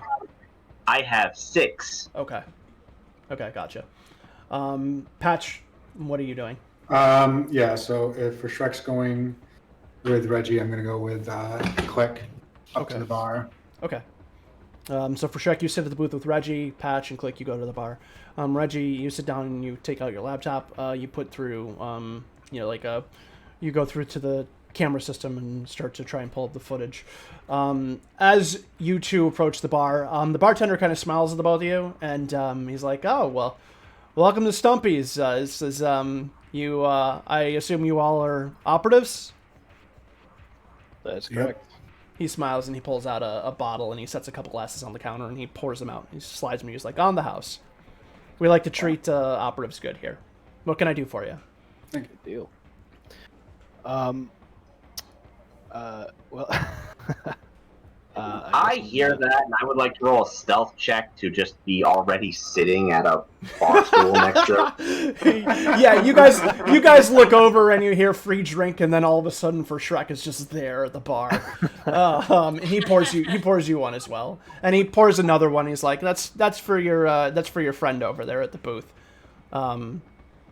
So he slides you one for Reggie as well if he wants one. And it's like, so what can I do for you? I'll take out the picture and kind of slide it across the bar and say we're looking for a suspect. We hope you've seen him. Okay. Reggie, as they're doing that, and you look up and for Shrek is gone. Just as quickly. You're having some difficulty in terms of. You're having some difficulty in terms of the reception in here. It's pretty poor, and it's difficult to upload or to download the footage because the reception here is very bad.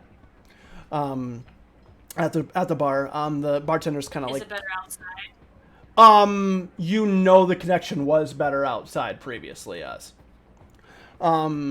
As you guys are talking to the bartender, Stumpy, he pulls out a glass and kind of puts a towel over his stump and puts it in there and starts kind of cleaning the glass out. And he like leans over and he looks at the data pad and he's like, he kind of looks for a bit and then he nods. He's like, "Yep, yeah, he's been in here a few times.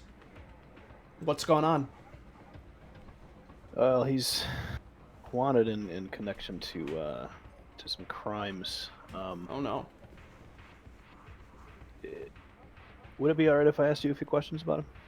I'll try and do what I can. Yeah. Great.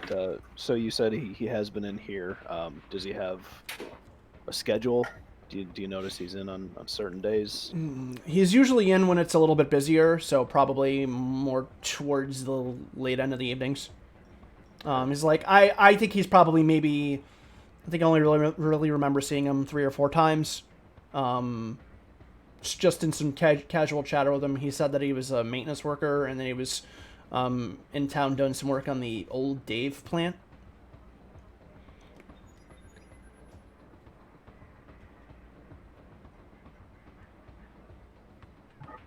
Dave? Did you Yes. say? Old Dave plant. Okay. Is that something like common knowledge to set thing or? How much do you have in Streetwise? 2. Okay.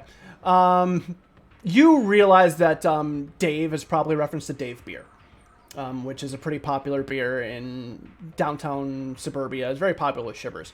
But that is potentially what he may be in reference to. And, as you look, you kind of see that there's even a poster on the back of the wall, like a lot of bars have for different drink advertisements, and one of them is for Dave beer. So that is probably what he's referring to. Ah, the shiver brew. The Stumpy nods. He's like, "Yep." They had a bottling place not too far from here. It's I think it was. He's kind of narrows his eyes. It's like 485, I think. There's a bottling facility. It's been out of service for a few years though, so I don't know if they're trying to get it back up and running or get ready to put something else in there. He shrugs. Didn't really think too much of it. Other than that, guy's been pretty quiet. Seems to stay to himself. Never says anything weird. He shrugs. He's like, no weirder than anybody else who has a few drinks in him. Probably a little less. He's always in here alone? I haven't seen him come in with anybody else. Never talks to anybody? Share some casual chit-chat with some people who are sitting next to him, like anybody else.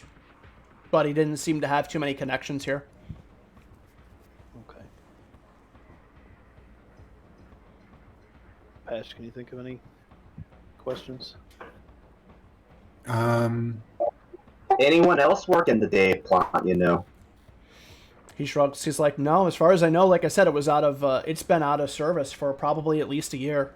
So no one's working there right now, unless they're trying to get it back up and running.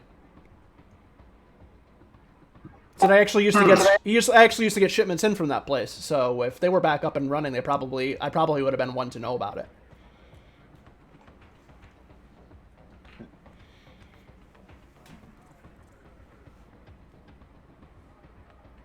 Well, you've been very helpful, and I like. Oh, sorry. Oh. I just thought of some more. Do you know where he comes from, where he heads to once he leaves? He shrugs. He's like, I'm sorry, I don't. I'm usually too busy tending the bar. I see him come, I see him go, and that's it. I think he did say he was on, he was coming from there one of those days. I think I asked him, how things were going there, and, he said that he had just come from there and they were fine. All right. Well, I think that's all I have.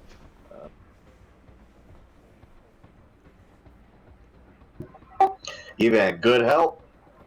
The city will thank you. He nods. He's like, anytime.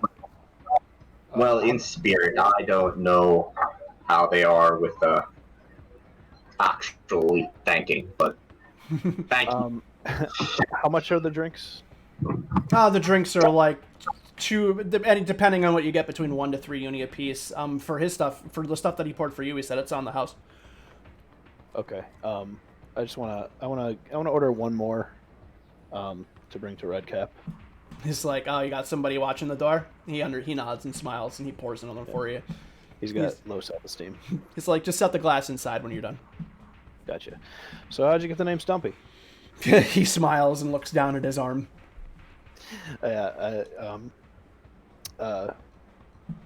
Clifford would have, said that with a wink and a nod. Obviously. he smiles and laughs.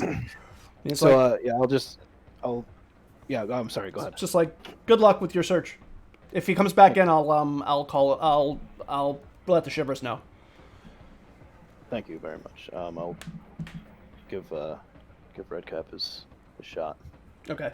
Reggie, Redcap, you're standing outside. Outside here, outside the reception is much better. You're able to download the footage fairly quickly, and you start to go through it. As you do, for Shrek, Patch and Click come outside. Click is carrying a glass in his hand. Redcap, you get handed a shot of alcohol. Drink it. Okay. You slam it down. Thanks, new guy. Sure. Yeah, we got him for free, so I figured you ought to have one too. So I'll just bring it in, set it on his counter, thank him again, come back outside. He nods to you, and then you exit the bar. So I guess we'll relay everything we've heard from the bartender. He seems to be a working man. He had a maintenance job at the old Dave plant, but that's been out of service for about a year. I think that's a cover. Hey, Yeah. Oh, is that it's really up and running? Oh no. No. He's using being a maintenance guy at Dave plant as cover. There's probably a bomb in there or something. Probably. or it's his workshop. Well, I got a theory, but I'm gonna keep it to myself. Uh-oh. No. It's Rocco. No. Right with us, please. Well, the bomb stuff was Dark Knight, right? Yeah, Maybe it's a hideout. could be. Like, not just for him, but Dark Knight. Yeah. Maybe. Yeah, that's a fucking theory. We have reason to believe that he's affiliated Also- with Dark Knight. Look Other than hella the fact proud when he had says mad that. money. A lot of the gear he was using was Dark Knight technology. Do they sell that stuff to civilians, or is it pretty exclusive? It's illegal. I know it's illegal. How much do you have in Streetwise? Click. 3. Okay. So you would know that. Actually, give me a Streetwise check. Boy. Yikes. So what's the bonus on that? That is 6.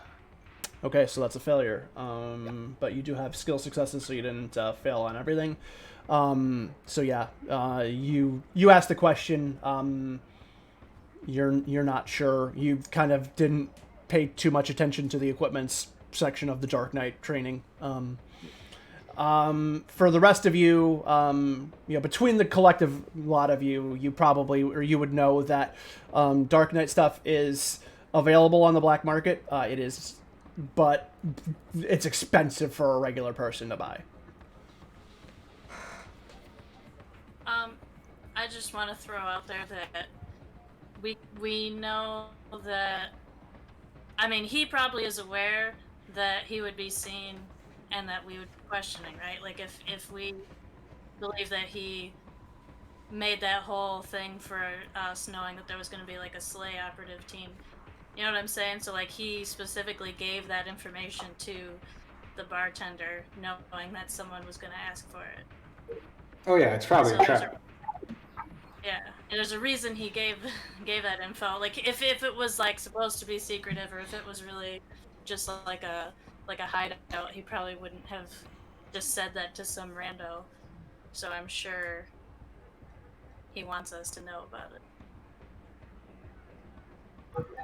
So it's pretty much a trap. Yeah.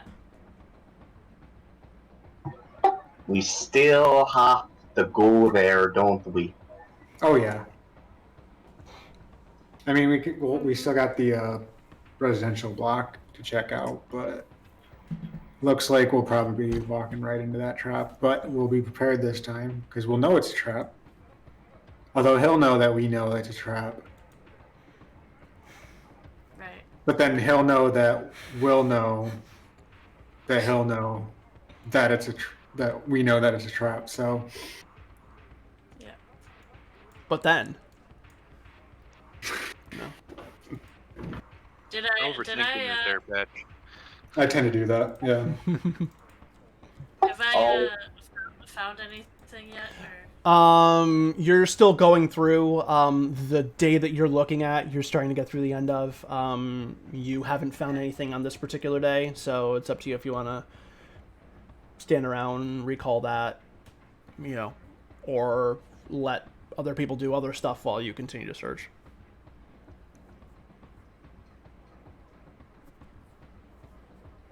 Well, our next step is to go to that residential block, right? That's what we Yeah. do. Aye. Okay. So you head over to Block L? Yep. Yeah. Okay. All right. You guys head over, and you get to a fairly nondescript looking apartment tenement for people in downtown. That people are kind of coming and going in and out of. Generally, these buildings do have supervisors. They're almost never there, and that is a similar case for this time. So if you want to get some information on whether or not anybody's seen this guy and where he might have gone or what he might have been doing, then you're probably going to need to do some asking around. So with that in mind, interrogate, I'm thinking, is probably going to be the role that's going to need to be made. Or streetwise. I've got both of those things. I can help. I would say streetwise, because interrogate's more like a direct person. Streetwise is like asking around. Check the mailboxes. Okay. You look through the mailboxes and there's names of people there. None that meet the Terrence Wolford alias. Okay. And the rest of them don't mean anything to you. Okay. I would like to assist the detective in his streetwising. Okay. All right. So the two of you are going through and asking around.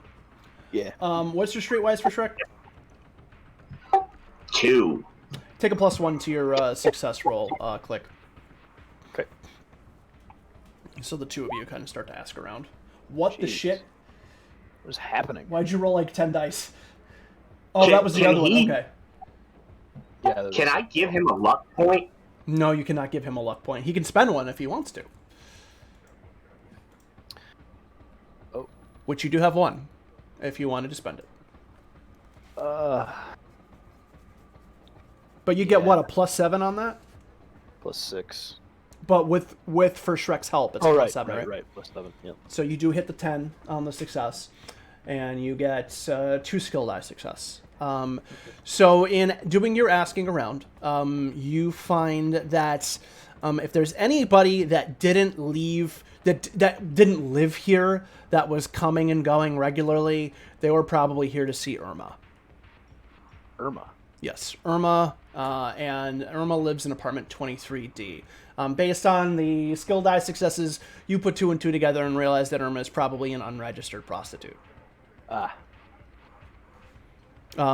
Because you had 2 successes, you also know that unregistered prostitution is illegal. It is almost never enforced, nor really followed up on.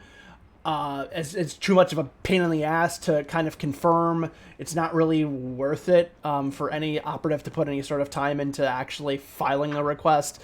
And even if it is, it's kind of difficult to prove. So most people don't even bother. Whether or not the person in question knows that is a totally different story. All right, so if we want to do bad cop, that's an option. It's not exactly option A, but it's an option.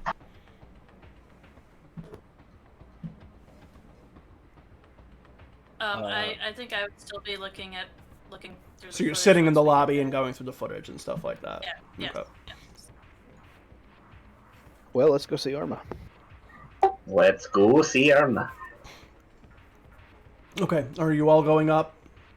I want to roll the door. Is it room 310? No, it's it's apartment 23D. Oh no. Okay. Yeah, I'll head up with them. Okay. It would be 310 to Irma. Red Cap, are you staying in the lobby? Or you're going up with them? They'll go up and wait by the door while they're doing their thing. Okay. Doing their thing. Porno! Let's stop the pony lads. All right. So the 3 of you go up. Well, the 4 of you go up. Reggie, you hang out in the lobby and continue to search through footage. Yeah, and also just kind of keep an eye on who's coming in. Okay. All right. So yeah, you kind of stake out the lobby. The rest of you go up. So you all go up. You go to apartment 23D. There's a nondescript door there. A couple people coming and going, but it's fairly quiet. Knock on the door. Okay. After a little while, the door opens up. A woman probably in about her 40s answers. She's just wearing kind of casual clothing, almost kind of like sleepwear, like a long t-shirt, sweatpants. And she kind of like leans out and like looks at the 3 of you, and she's like, "Can I help you, gentlemen?" Irma, is it? This is yes, that's me. I flash my badge. May we come in? What's this about? Official investigation. Okay. She takes a step back and opens the door. I'll step in, but not like, I'm not gonna like make myself at home. I'm not trying to be. Okay, so you just kind of get inside the doorway, more or less. Okay. Yeah. The other I know Red Cap, you're staying outside. Patch for Shrek, do you go in as well? Yeah. Okay. Yeah, for Shrek will go in and establish himself as bad cop by sitting down on a chair. just putting your feet up on the coffee table, and okay, yeah. So you go in. Whatever is on there, off of it. Slump right down on the couch, or slump right down on the chair that's there. The apartment itself is it's fairly well kept up for downtown apartments. You've certainly seen worse. Pleasant smell in there, like perfumes, incense, things like that. It's nice nice-ish curtains. Again, not nothing that's gonna impress anybody in suburbia. But for downtown, it's not bad. And then as the 3 of you come in, she closes the door and she says, "So what can I help you with?" She definitely does seem kind of nervous. Yeah. I say, I'm just going to cut to the chase. I know what you do here, and I know what it's like, so I'm inclined to let you continue, but that depends on your cooperation. I pull up the sketch. Have you seen this man? Give me an interrogation check. It is twofer. Bank. All right. So what's the bonus on that? 5. Okay. So we've got 3 success, or we have success die and then 2 skill die successes. Okay. Yeah. She leans over and she takes a look at it, and she kind of like takes in a deep breath. You know, like you can almost kind of see the gears turn in her head as for how she wants to handle this, and then finally she kind of like comes out with a small nod. She's like, "Yeah, I know him." And we don't have any reason to believe that you're in any danger, but we need to know everything you know about this man.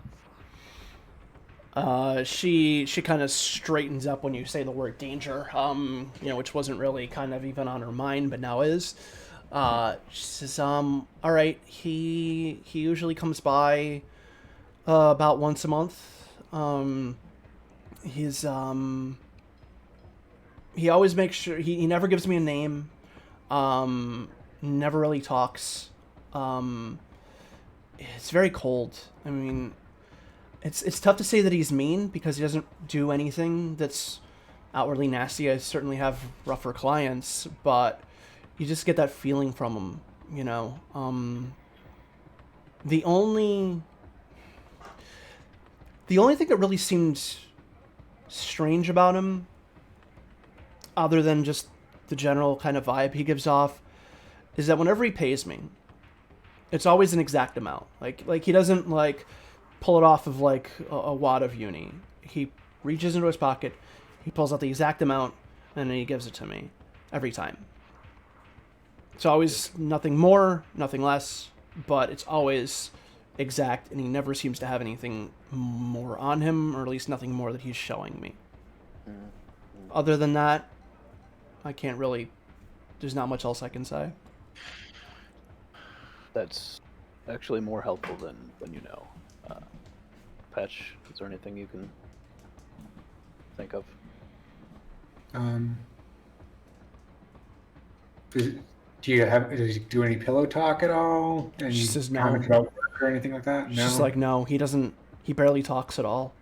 Sometimes I'll get him to say hello and goodbye, but even when I ask him what he wants, he just kind of directs me. Doesn't really say much of anything. It's almost like he's on autopilot. Like he's just... I don't know. It's tough to explain, but no, he doesn't... He seems to go out of his way to not tell me anything. I'm gonna long shot this here. I'm gonna think of my streetwise. Does that sound like he's on any drugs? What's your streetwise? Again? 2. Okay. 2. It's possible. More likely, it sounds like somebody who just has some sort of... hang on. Do you have anything in, like, do you have any sort of, like, knowledge in, like, psychology or anything like that? Patch does. Okay. How much?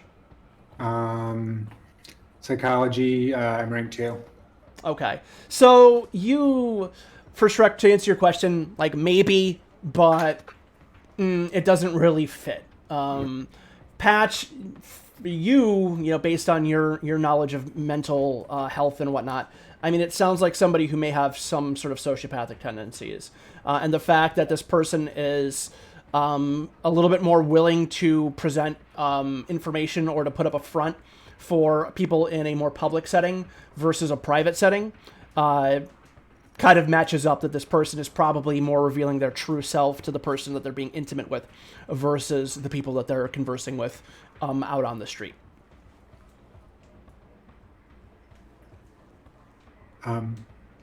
So just say it's important, like, if he comes, don't let on that you talk to anybody about him.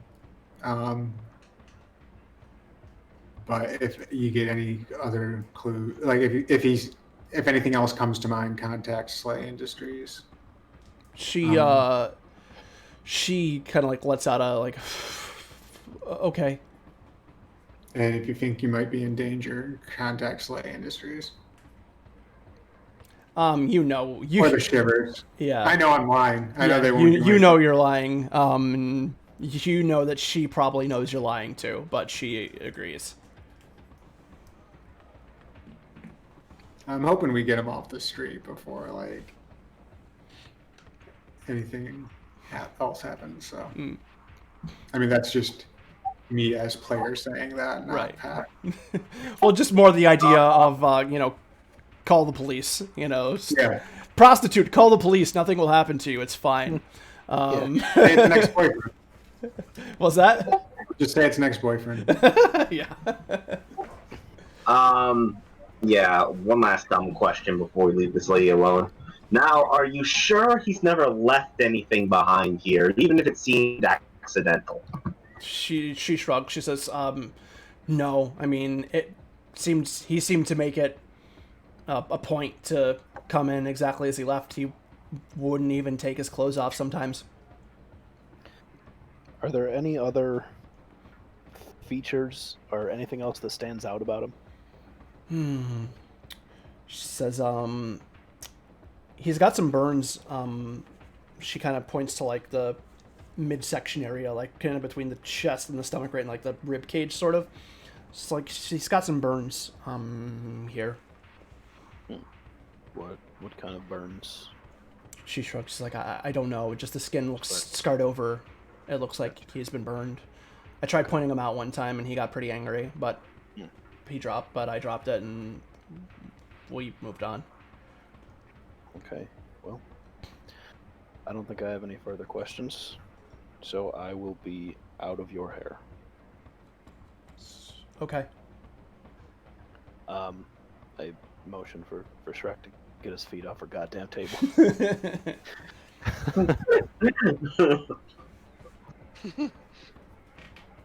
I will take my leave. Okay. And I follow. I'll say, stay safe, and I hand her my pack of contraceptives.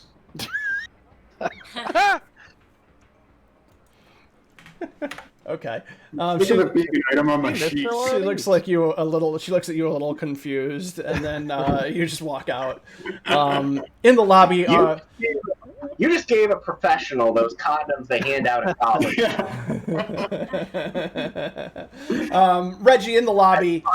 Enough. In the lobby, you go through the footage, and after a little bit of digging, you do come across a person who you can, like, they have like a hood pulled up over their head, but you can kind of sort of get like the bottom half of their face that seems like it'd be that person.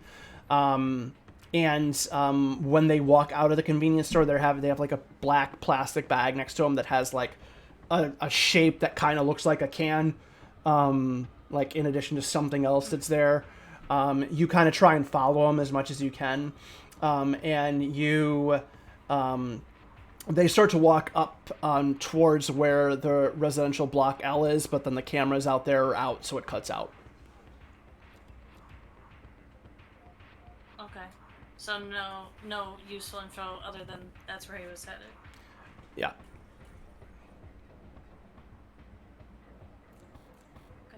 As you kind of get through that, the four of them come back down into the lobby.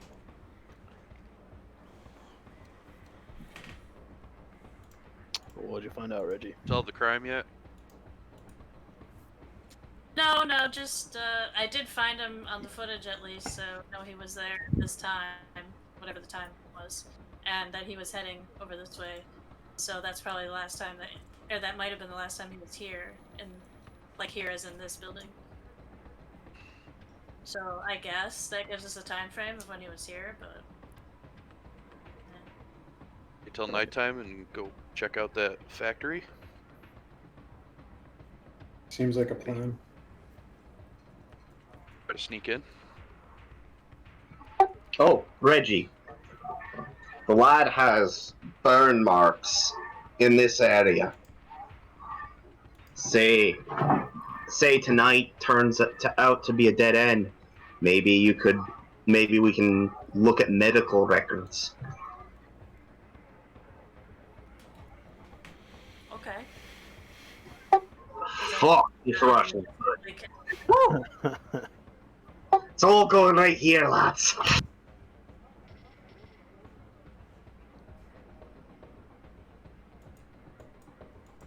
So we wait till nighttime? Is that the plan? Yeah, wait. Well, at least until it's starting to get dark.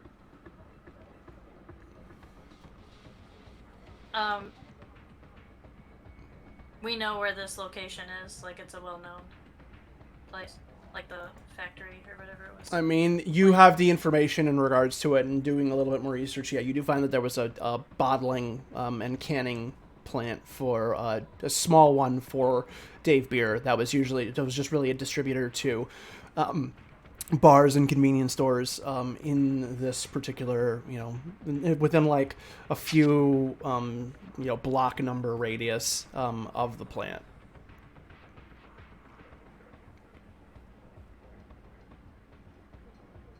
And you can confirm that it was, in fact, shut down approximately a year ago due to malfunctioning equipment that was not repaired. And there's no... you find no additional information on maintenance records, any plans to get it back to operation, or any plans to tear it down.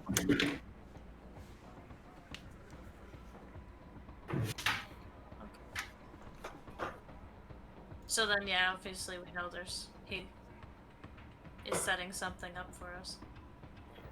Most likely. Should we get the shares involved and tip them off in case there's, a giant explosion in this neighborhood? Or what do we tell them? Be prepared for a giant explosion in the neighborhood? Was that? Who? What'd you say, Click? Oh, well, what do we tell the shivers? Just be prepared for a giant explosion, or? Pretty much, yeah. Boy, that'll go over well. So yeah, do you call in that information to the shivers? Well, I don't know. We don't know what it's gonna be, but if we say there could be a giant explosion, are they all just gonna swarm the place and then? I mean, they're gonna have questions. Yeah. Rank on them. You know what I mean? Like maybe that's not. When you yell fire, everyone just panics and there's chaos and it goes crazy. Maybe that's not what we want. Yeah. Even though we know that he probably knows that we know the whole thing that Patch said. I think we're going to go check it out at nightfall. Why don't we whip off our sleigh cocks and do a little docking with the shippers and see if we can get a more official plan of attack going. Why though? Why the imagery? I don't want to hear that. This game's trash, and I'm living up to my job.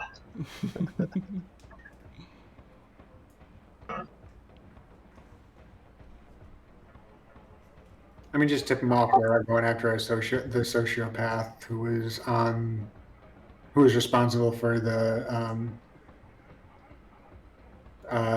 explosion that happened. What was it? A couple weeks back now, a month now. A couple weeks at this point. Yeah. We're going after the guy that's responsible for killing the water and causing that riot. Yes, Right. the bastard. Yes. Who would do such a thing? I mean, I guess we'll have to kind of scope out the place, see what we're looking at. The responsible parties for that riot and that water will be at the Dave factory tonight. They surely will be punished. If they haven't been already.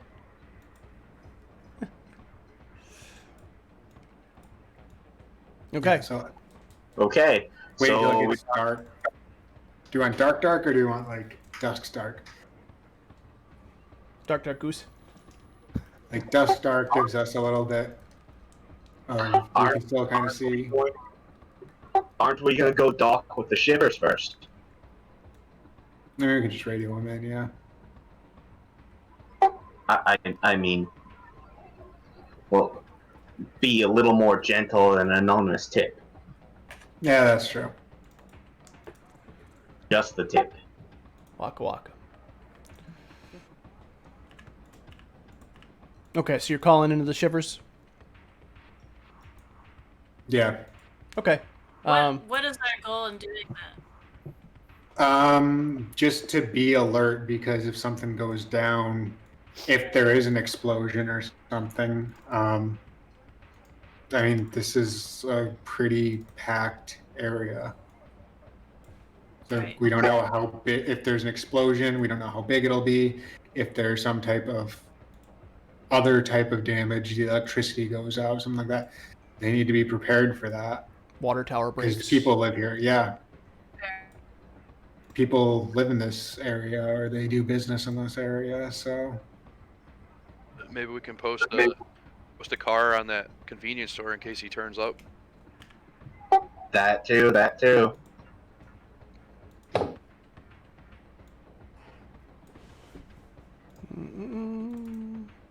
Okay, so you call the information to the shivers, and so you inform them that you're going to be investigating the site. Do you mention explosions at any particular point?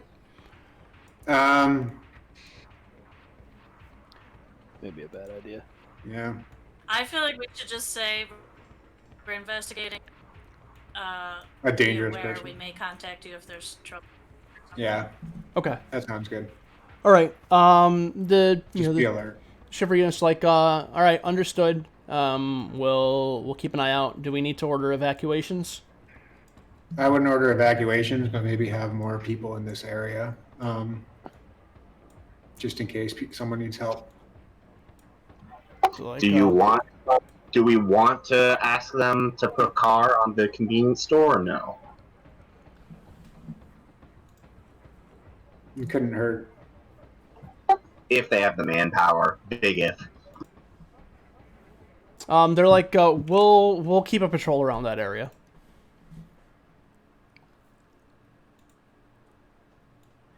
Do we let them know what they're looking for? Yeah, maybe. If we have a way of Give 'em a getting picture. the image, yeah. Okay, so you give them an image of the person in question. Yeah.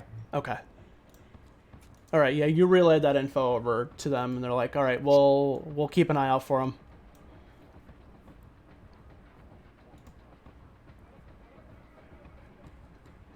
So yeah, we wait till it gets dark and head to the Dave factory. Okay. Right. Anything you want to do to prepare before then?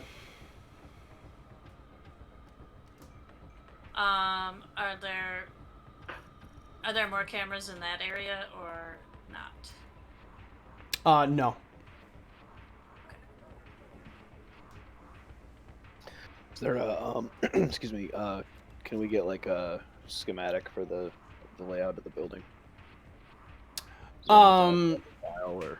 They try and pull it up for you, and they're like, sorry, we don't have it on this one. They do say it's not a terribly large building.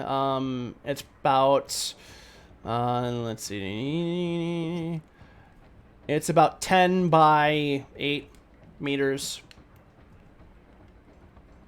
So it's a small plant. Not single floor. A small plant, single floor. Kind of like a warehouse style. Similar rain collection system on the roof to the stupid cola plant that you went to.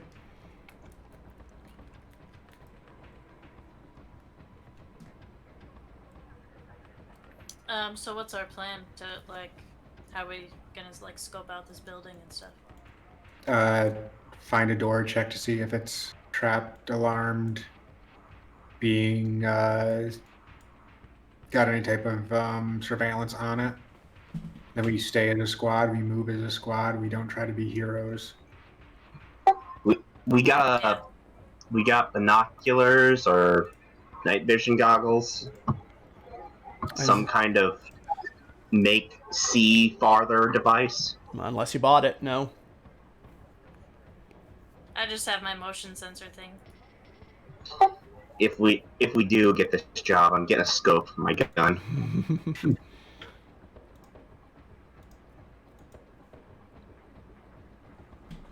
Okay.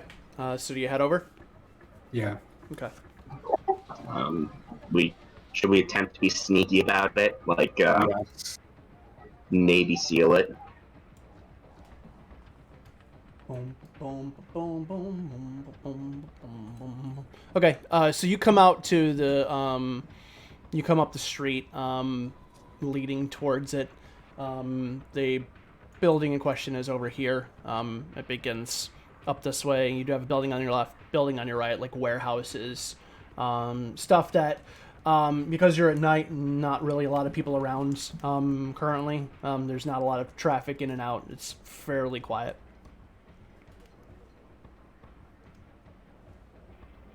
Redcap, you're sneaky, right? A little bit, yeah. Okay, I was thinking maybe you can do some scouting, see if there's how many entrances there are, or if there's any side entrances. Okay, yeah. The flashlight low, and I'll sneak. Okay. I'll join him in case he's bushwhacked. Got my rifle drawn, so I need to fire. Same. Okay. So you are moving up and taking the lead, Redcap. If you guys want to shift around your tokens to a particular position, then you can go ahead and do so. I'm actually not seeing the map in Roll20.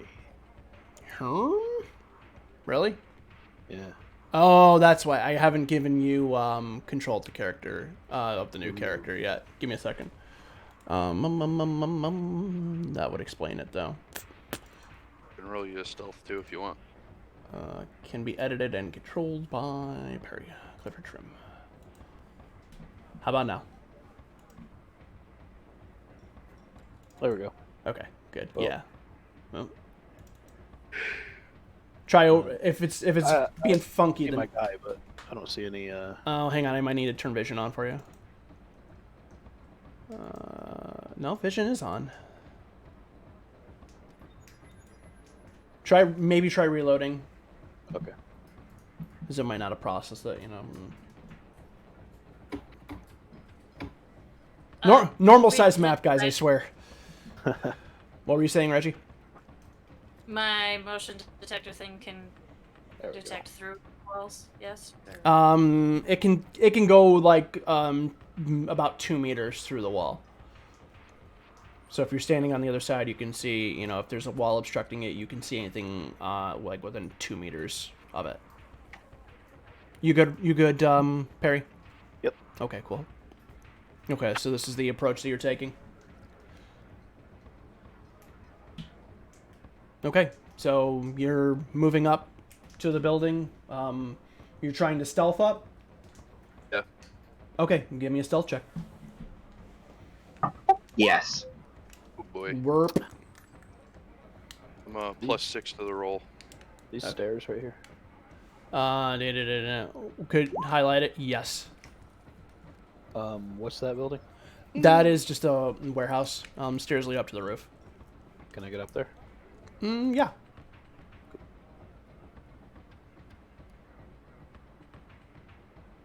Now let me just move the lighting box back here for you. We'll just move it back to D. And then you can move up there, yeah.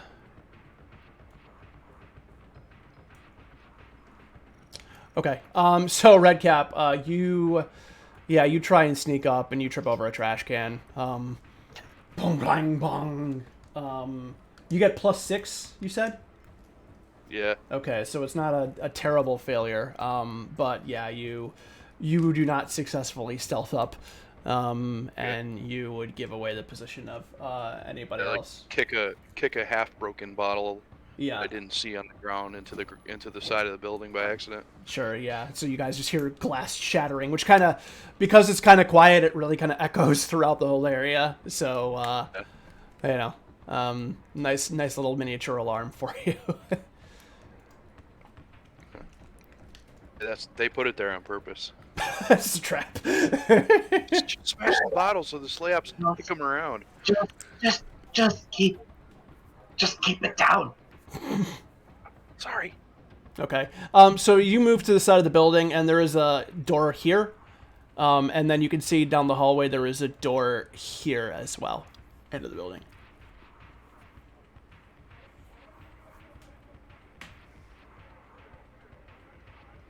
Okay. I'm gonna go up that other door. Okay. Is anybody else moving their positions, anything like that? I would like to follow suit. Okay. Go ahead and move. Patch, Reggie, you're staying put. Well, I mean, I heard them make the noise, right? Yeah. Where I was. Yeah. Okay. Then I'll try to sneak up closer to for Shrek. Okay. Give me a dex check or a stealth check. No. Yeah. +5, so no, Phil? that's a 9. Okay, you kick the other bottle that's on the ground. Son of a bitch, they're smart. Yeah, no, you try and sneak up. I'm gonna shut you both. Yeah, you try and sneak up, but you're not like you don't do it particularly effectively. But you make your way over. Reggie, you staying put? Redcap. I know that team morale hasn't been great lately, so I'd like to. We can communicate, right? Like, yep. I can do like another leadership.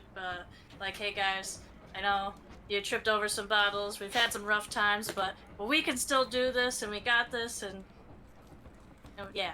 Okay, give me a leadership check.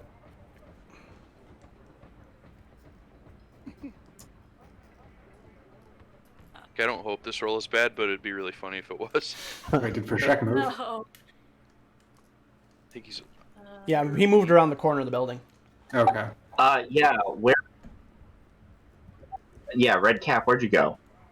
Oh yeah, for some reason for Shrek, your thing is weird in that it's not like your nameplate isn't coming up like the other ones. I might need to like redo your token. Are you not able to see? I can see where I am. It was just moving slow, and by the time I could move, I lost Redcap. Yeah. Roll Redcap's over here now. Yeah, Redcap's on the other side. I don't have. You said there was a door where I'm thinking. Door here. Oh, Door here. I saw. Okay. In that case, then I'd go to like breaching position on this side on this door. Okay. Yeah. Let me see. For Shrek, I'm gonna just try and like redo your token quick here. And was that Reggie? All right. So I see your roll. So what was the bonus on that? It's a +7.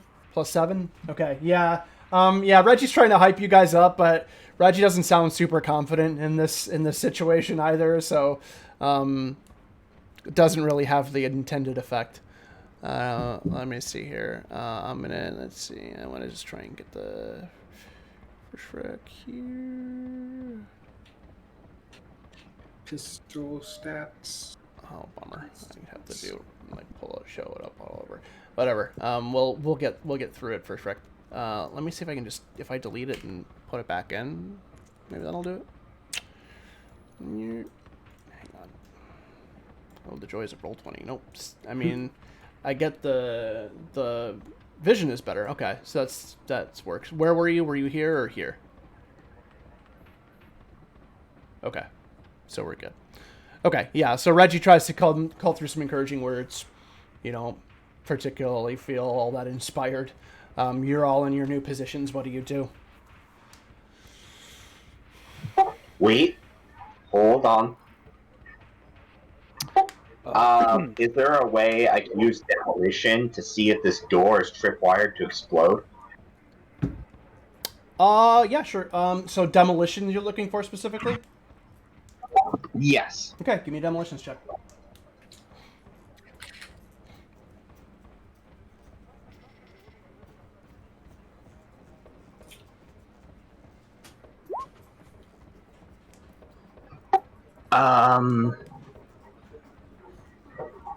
No. Yeah, I mean, you don't see anything. It looks clear. Wouldn't you be rolling more than 2? Don't you have a demolition It might be 3. skill? If you had 1 in demolitions, you'd be rolling. I'd be rolling 3. Yeah, because you'd be rolling the success die, your skill die, plus 1. So roll another d10 in there. Well, I mean, you failed in the success die anyways, so, but you wouldn't have had a bad failure, so. Yeah. Yeah, it looks fine. Okay. Looks okay.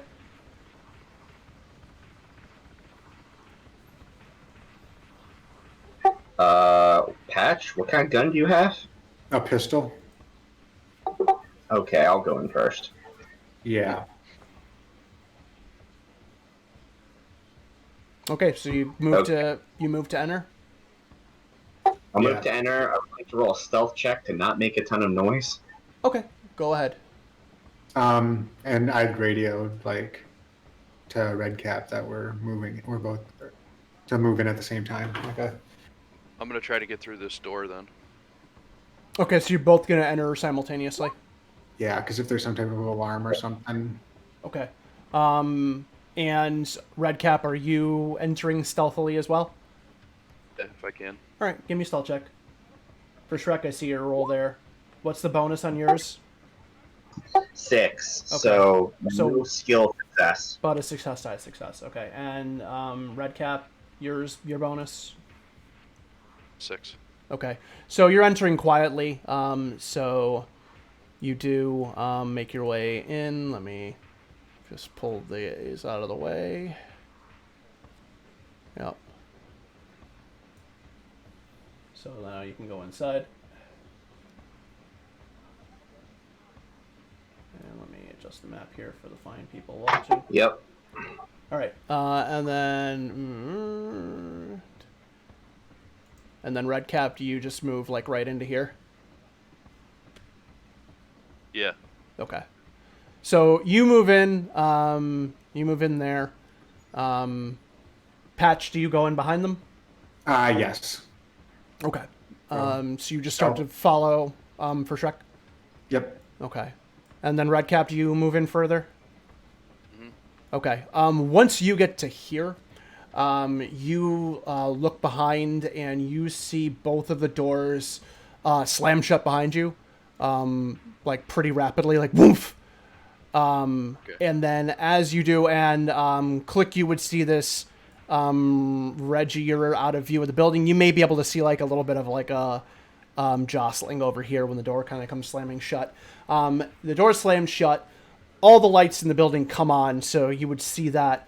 And then you see up where there was at the top of the production floor, like above the loading dock, there's like what looked like some sort of like counter or something like that. That was probably like for keeping track of like the production numbers and whatnot for the day. There's like a digital signboard.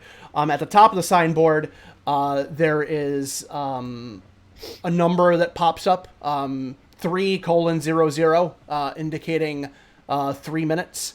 And then below that, there is another number that's the number 4. And then the 3 minute starts ticking down. Tick, tick, tick. Okay, and now we ourselves. So at this point, even though we're not in combat, because time is pretty, keeping track of the time is pretty important here.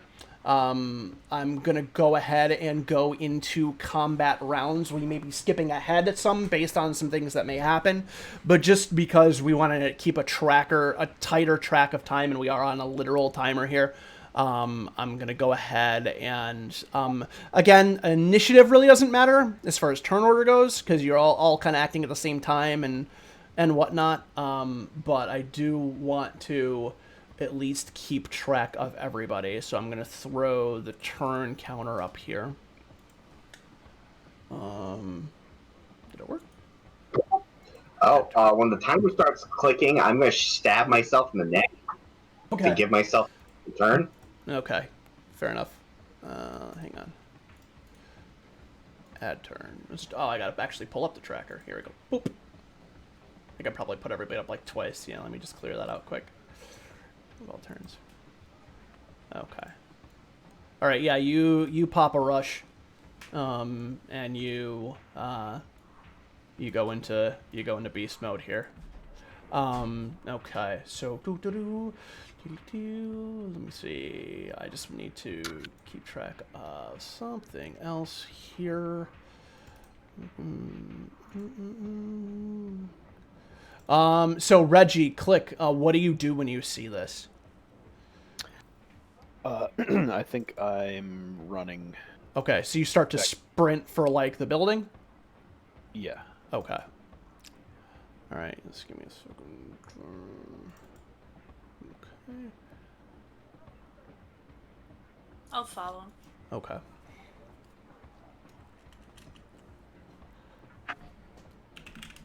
Okay, so you guys are rushing. So you could go ahead. So Reggie, your action, move your rush speed towards the building.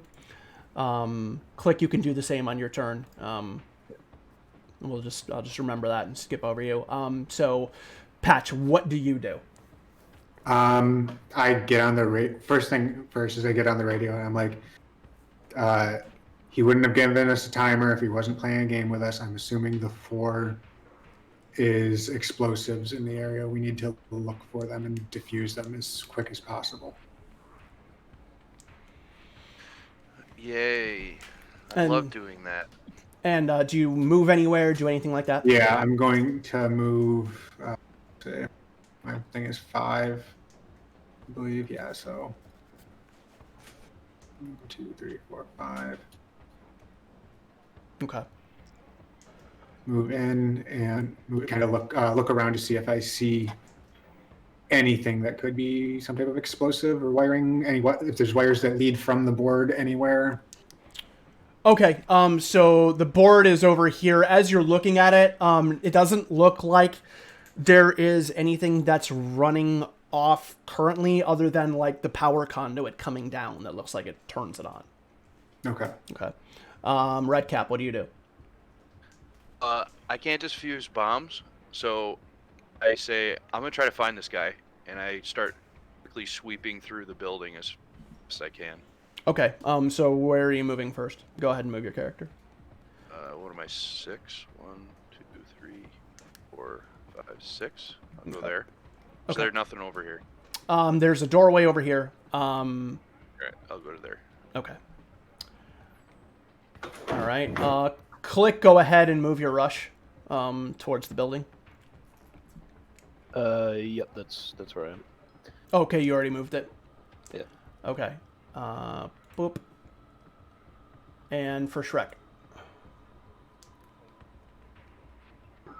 Okay, for the sake of simplicity, can I just do 2 actions on my go, so you don't have to... Yeah, that's fine. Yep. Because there's not really an initiative thing, so yeah, you can take 2 actions.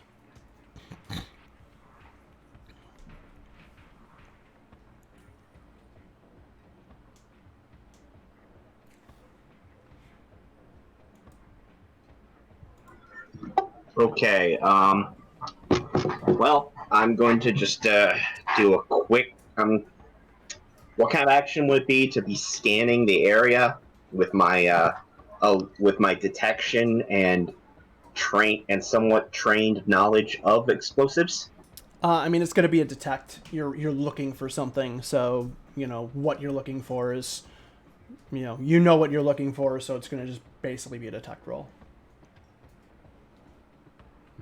Okay, and yeah, I have good hearing if that matters. Okay, go ahead and make the roll.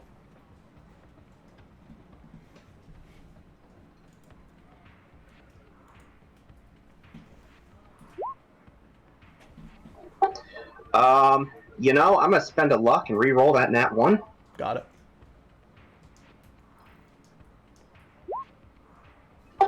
5. Okay. 5. What's the bonus?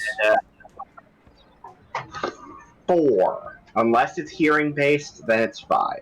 Okay. Yeah, you start to like go and try and keep an ear out, keep an eye open. You do not see anything that's out in the open.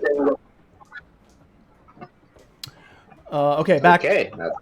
All right, back around to the next round. So that's each round is 6 seconds. So you know, I mean that's good for you at least. Reggie. I think I'd be trying to see if I can detect anything outside, like if there's anything outside of the building as I'm kind of moving up. I didn't.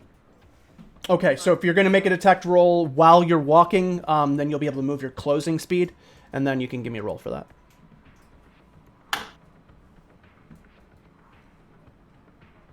And is that just like the number of squares? Yes.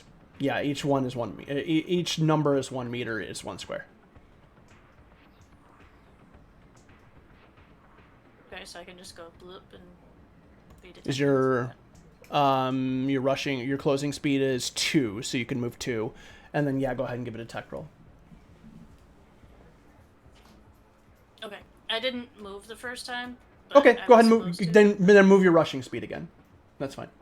I thought you were far back there, so yeah, go ahead and just move your rushing speed too.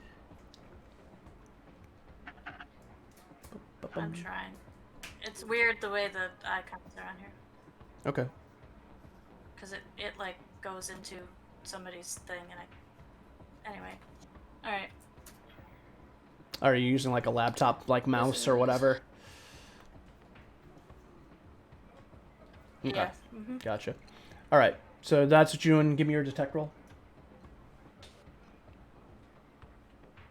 Yep, I was finagling how that was supposed to be. 3. So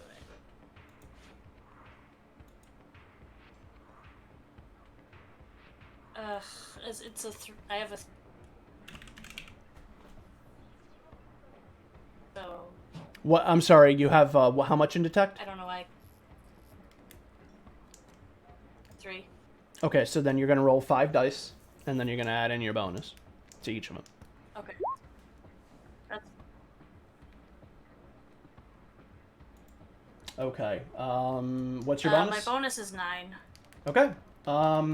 So you make 9. your way. Okay. So yeah, you make your way up. That's 4 successes. You are. I mean, you get a good view down this whole alleyway.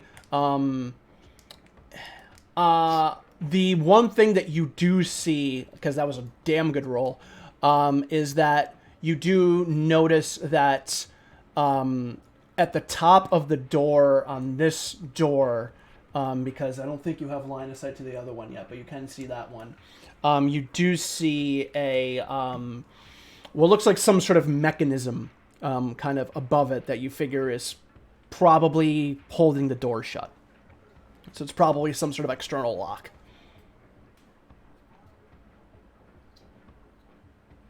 Okay. Okay.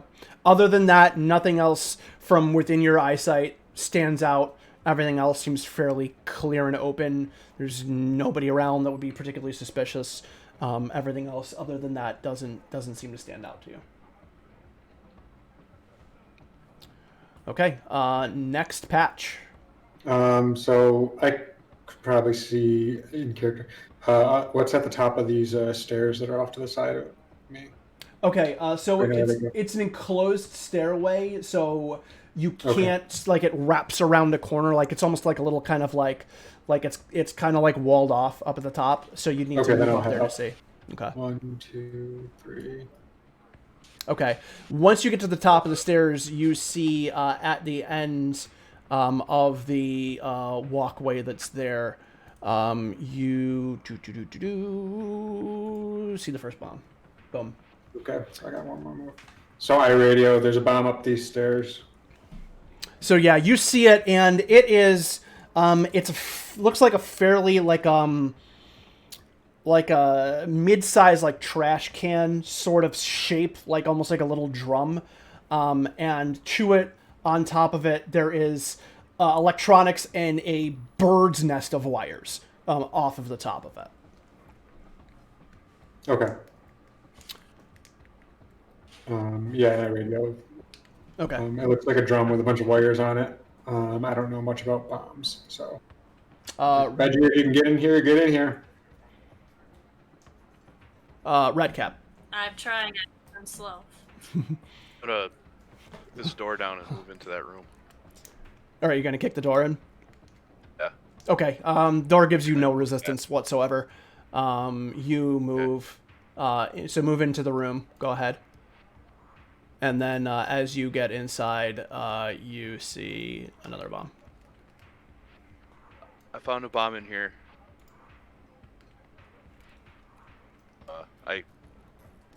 Similar construction as to one the patch mentioned. 2-foot high drum, bird's nest of wires, electronics on top.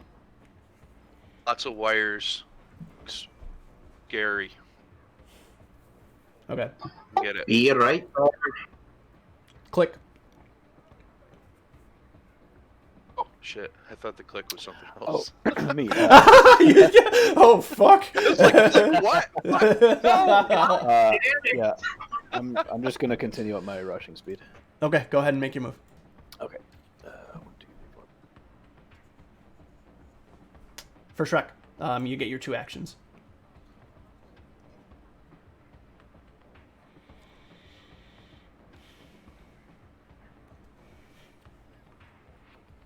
Yeah, I'm following Red Cap. You're standing on top of Weird. Red Cap.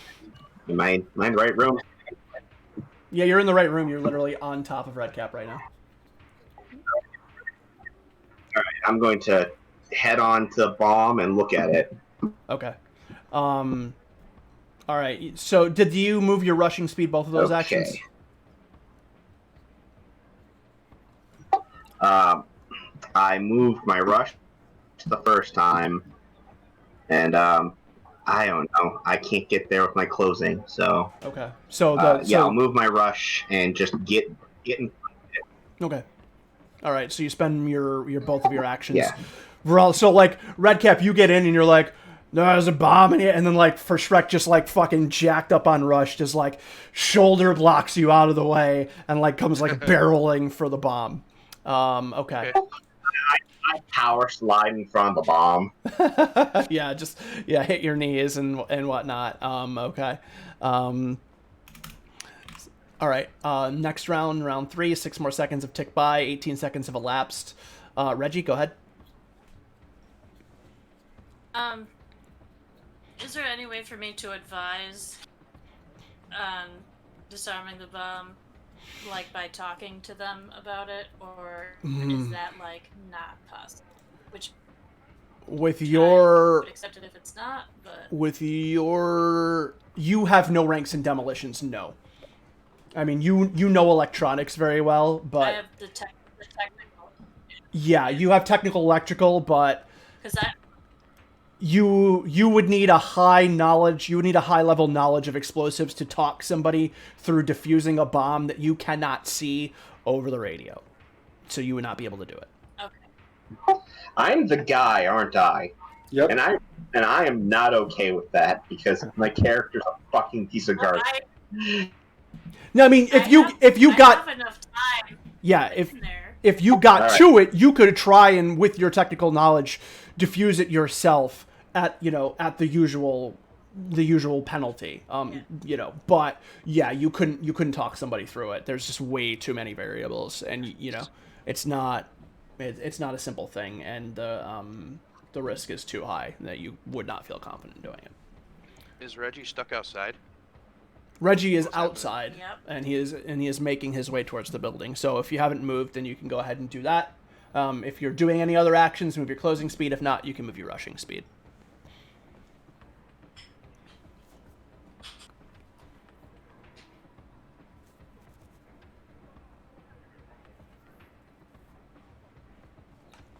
Is that a door? There So is a like, and all of a sudden, or is that not? I'm not. This whole time I thought that whole thing was the building. It wasn't. Where you came around the corner, yeah, that was... There was another... This was the building here. So, you're at the corner of the building now. If I had known that... There's a door here. I would have moved up for that. There's a door here and a door here. Is this the door right here? This is a door right here. That is the door that you saw that device on. You may not be able to see it because of the visibility map, but there is a door here. It is closed. Both doors are closed. In this square, if you move to this square, you'd be in front of the door. Was that where it was? Right here. One here, one here. I don't see your thing. That's the problem. I need to be moving to the door. What? Oh, I might... Hang on a second. Can you see it now? Yeah. Okay. That is the door, right? That's the... This is the door. Yep. Is this the door? And then you said... Okay. Yeah. So this is a door too, right here? Yeah, there's two doors. Patch and for Shrek went in through this one. Redcap went in through this one. That one... Is this the door? Or is it over here? Or am I assuming they both have it? This was the one that you saw it on, but as you round the corner and see the store, you see that it's there too. Alright. So then on my next turn, I'll check it out and see if I can disarm it or something. Okay. Patch. So I'm going to move up to the bomb. Okay. And look, you said it was like a barrel? Yes. Does it look like it holds some type of liquid or anything like that? Do I see any like signs of powder or liquid or whatever was poured into the barrel? The barrel is completely enclosed. Are you going to try and shake it or jostle it? Maybe like a tap to see if there's like an echo inside. Yeah. Okay. You kind of like plink the outside with your hand. You kind of knock on the wall. It is filled with something. Solid sounding, liquid sounding. It's the solid sounding. Yeah, it's the wall of the drum. It's difficult to tell if it would be filled with oil or concrete, or wouldn't be. Okay. You wouldn't really be able to tell. But you do notice that when you kind of knock on it, and you notice that it is mag locked to the platform up here, similarly to the other bombs. So it would be effectively impossible to move from where it is. Okay. So yeah, radio to, well, everyone, but for Shrek. Once you get eyes on these, let me know what they're made out of. Give me a second. Still have my heart rate and my eyeballs. All right. That's fine. Redcap. Okay. I'm gonna leave this room. Okay. And 2, 3, 4, 5. We'll go this way. Okay. Or is this a stairway up here? Yes, it is. I'm gonna head up there. Okay. Click. You're an ass for making that name. Kablooey. Yeah. Will I hurt myself if I like jump to the ground? Yeah. Yeah, probably. Okay. You will take falling damage. Keep running to the stairs then. Oh, that's a great idea. How'd you lose your last two operatives? Well, it is about a 20. It's a 2-story building, so it's about a 20-foot drop. Okay. Yeah, I'm just gonna run to the stairs then. Okay. Go ahead and move your rush and your speed. For Shrek, your 2 actions. Okay, I'm going to do a double demolitions. First demolition is to figure out how this thing works. Okay. And then as a free action, I'll relay to Reggie. And then I'm going to try and disarm him for my second action. Okay. So go ahead and give me the first check.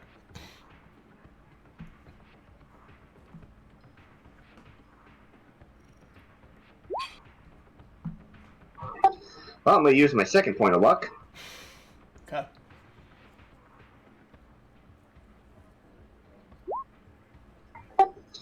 Well, not very lucky. No, it's not. You look through it, and all you can get is that this bomb was intentionally built to confuse. The only other info you could probably get from assessing it is that it seems like it was built in a way where it wants you to try multiple times. Oh, well, that's polite. Do I know if it's? Do I know if the trigger is wireless or wired? It seems like everything is wired together.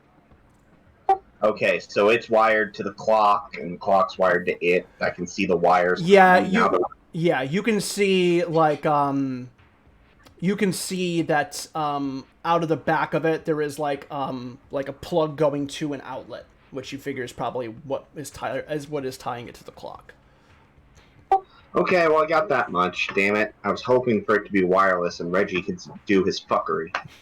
Well, here goes number 2. Let's see how far I go. Okay, so before you give it an attempt, the way that this is going to work is you can try and do it 2 ways.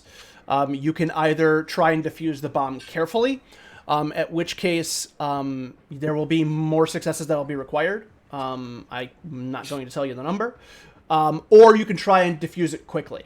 If you try and defuse it quickly, it is going to be a higher difficulty, but every success you get will count double.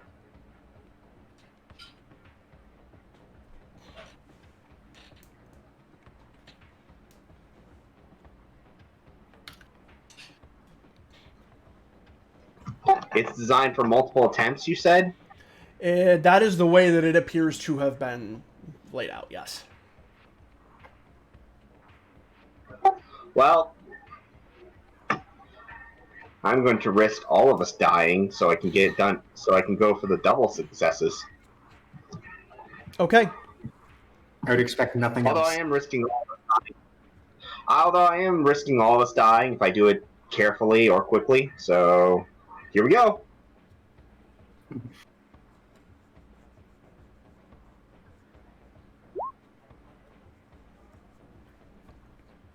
Oh man, he can't even type in the command correctly. You guys are fucked. Holy shit. That's 41 D0s. Are you nervous? Are you nervous for Shrek? You seem a little nervous. TikTok. You're trying to kill The him. funniest thing I've ever seen in my whole life. That is the number 200. That is 41 D10s now. You're getting closer.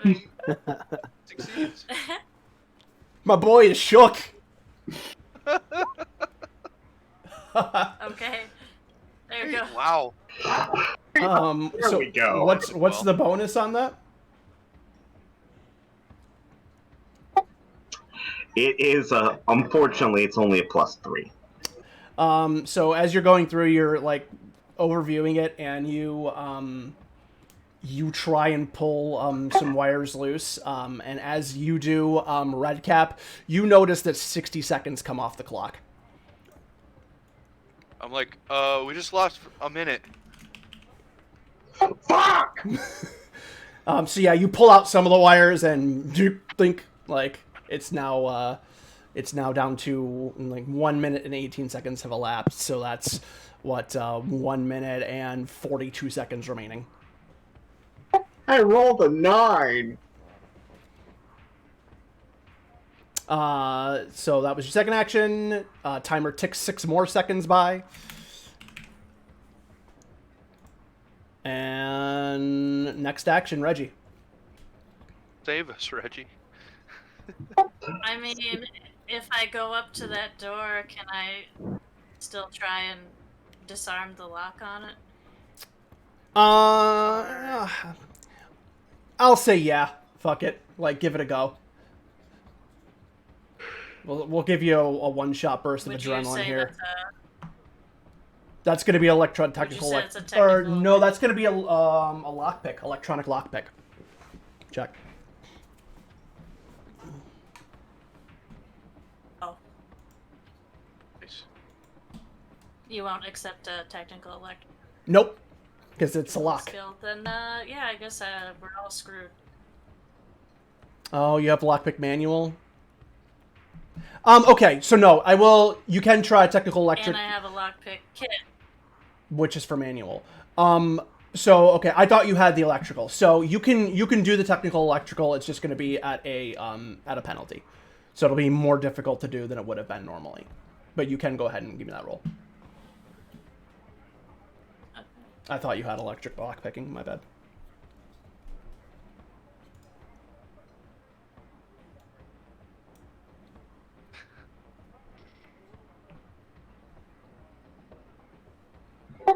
Well,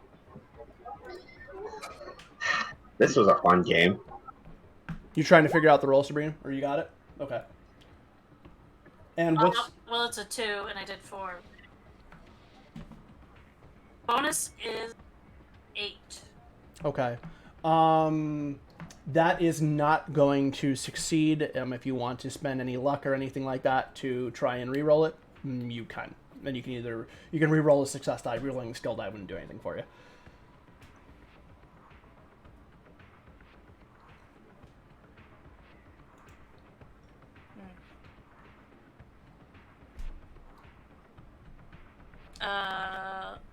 No, I should save it. Okay.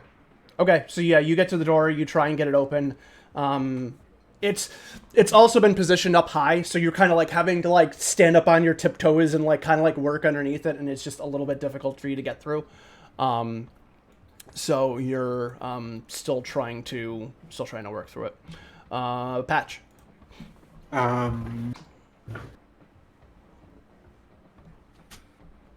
So, yeah, I radio again. Like, what's this made of? And then I'm going to be a little bit riskier and kind of tilting it a little bit and seeing if I can figure out what's inside of it. Okay, yeah. Well, when you go to tilt it, it is locked to the floor because of the mag mine. So it's not moving. You can't slosh it around. You can't jostle it. And the walls of the drum are fairly thick. So it's going to be very difficult. It's you when you knocked on it, you could tell it's not hollow, but you cannot tell what's inside of it. Okay. Yeah,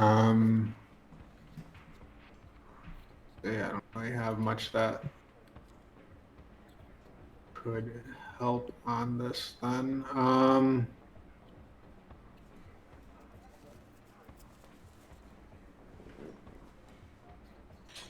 Screw it. I'm going to try something stupid. Because worst case is we all explode, and we're probably going to all explode anyways. I'm going to use cold manipulation to drop the area around me in a 5-meter radius to negative 10 degrees Celsius. Okay. And try to freeze if there's anything in there, see if it'll freeze any of the components to make it inert. Because I know like nitroglycerin isn't stable. Mm-hmm. Okay. And things like that. So, yeah. So that is. What's my rank in cold? 2. 1. Okay. Plus 6, so that's 10, and 2 successes, which doesn't add anything, I don't think, on this type of roll. That would just add damage. So yeah, it successfully drops the temperature. So the air kind of gets frosty. My glyph suit, the glyphs all kind of go blue, and ice kind of spreads out in a 5-meter radius around me. Okay, so you put your hands on hands on the bomb, and you kind of go over it. You can't really tell about anything inside, but it does appear that when you put your hands on it, you could feel the slight vibration of like that stops when you keep your hands on it and cool it down. Okay, so technically that went off next round, and they activate the flux and calculate the fab and shit. But now when I was reading it, like calculate the flux for cold things, and most of it doesn't go off, and it goes off in the same round. No, that's different. Yeah. In any case, that whatever. Like we're not in combat anyways. It's not really that substantial, but you do that. Redcap. Check the scoreboard. Okay. You go over to the scoreboard. The scoreboard is about. I just look at it. Okay. It's just 1 minute 24 seconds have elapsed, so 1 minute 36 remain. Okay, we're still at 4. Yes, it's still listed at. Actually, no, it does go down to 3. Okay, I'm like, there's only 3 now. And then I go up the stairs here. Try Okay. to see what I can see up here. Is there... Give me a detect roll. Okay. That's that. +6 to that. Okay. So we've got that and 1 skill success. Yep. All right.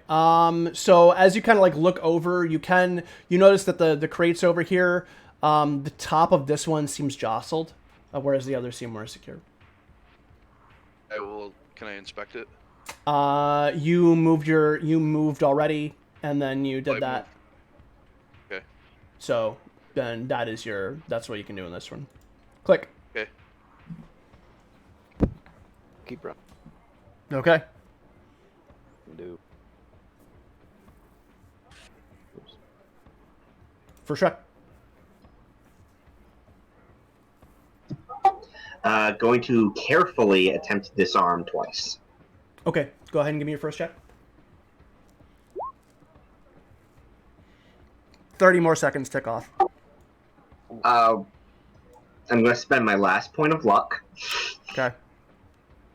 You had 3 luck. Yeah, I maxed it out. Wowzer. Okay.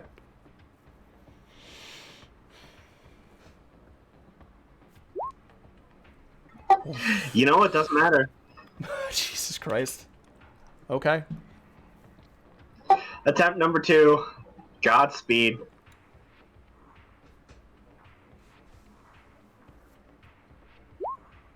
Hey, look at that. That's a 10. And so if a 10's a success, I got 3 successes. So the success die and then 2 skill successes. Okay. Yep. So you... Alright, so the first one, you see, like, Redcap calls through to you that 30 more seconds came off the board. But then the second time through, you pull some things off, and there is no additional clock time that's added on.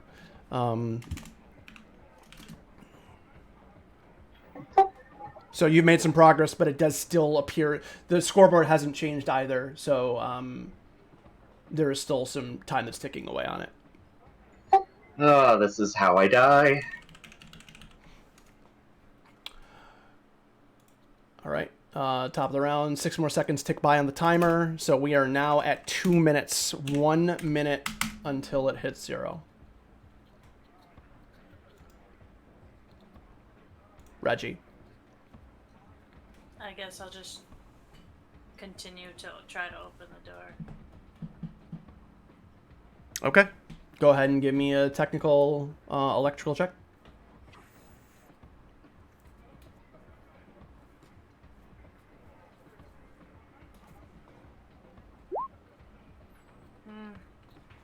You're trying to get through this.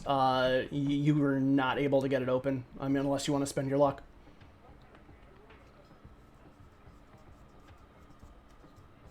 I might as well. Okay, go ahead.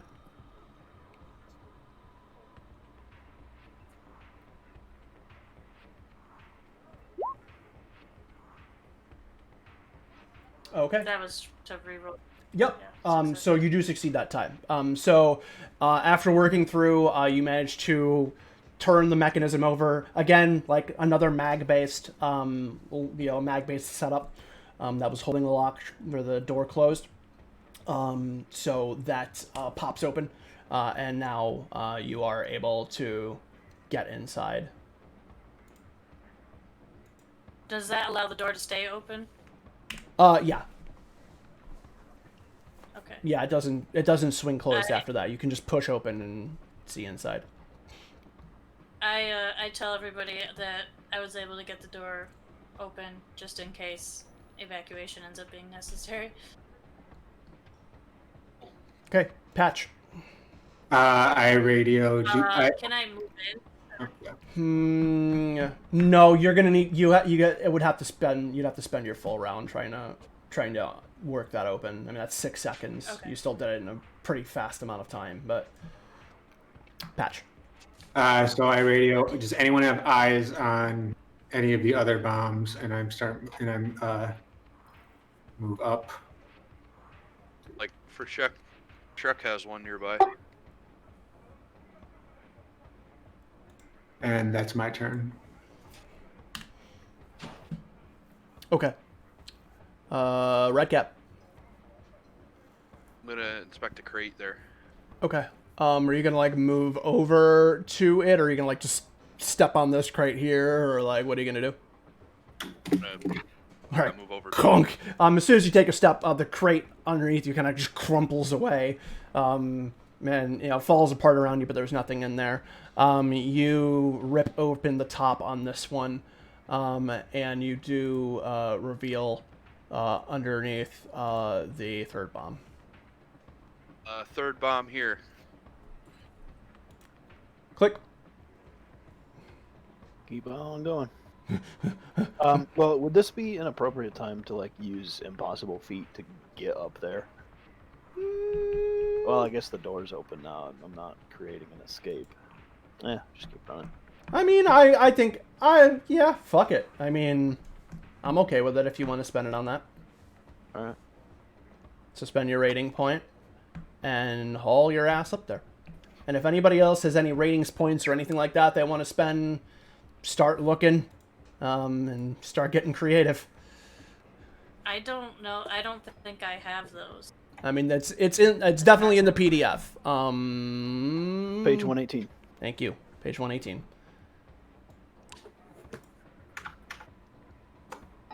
I have one from the last demolition job we did. Yeah, you do have to put that into... Normally you want to put that into a specific thing, so put that into, like, brains, body, or bravado, which, I'll let you just do right now, but those two go into the separate categories. And Sabrina, if you can't pull that up, I can read out, like, the brains ones or whatever for you. How many, let's see. Do you know how many points you have in each?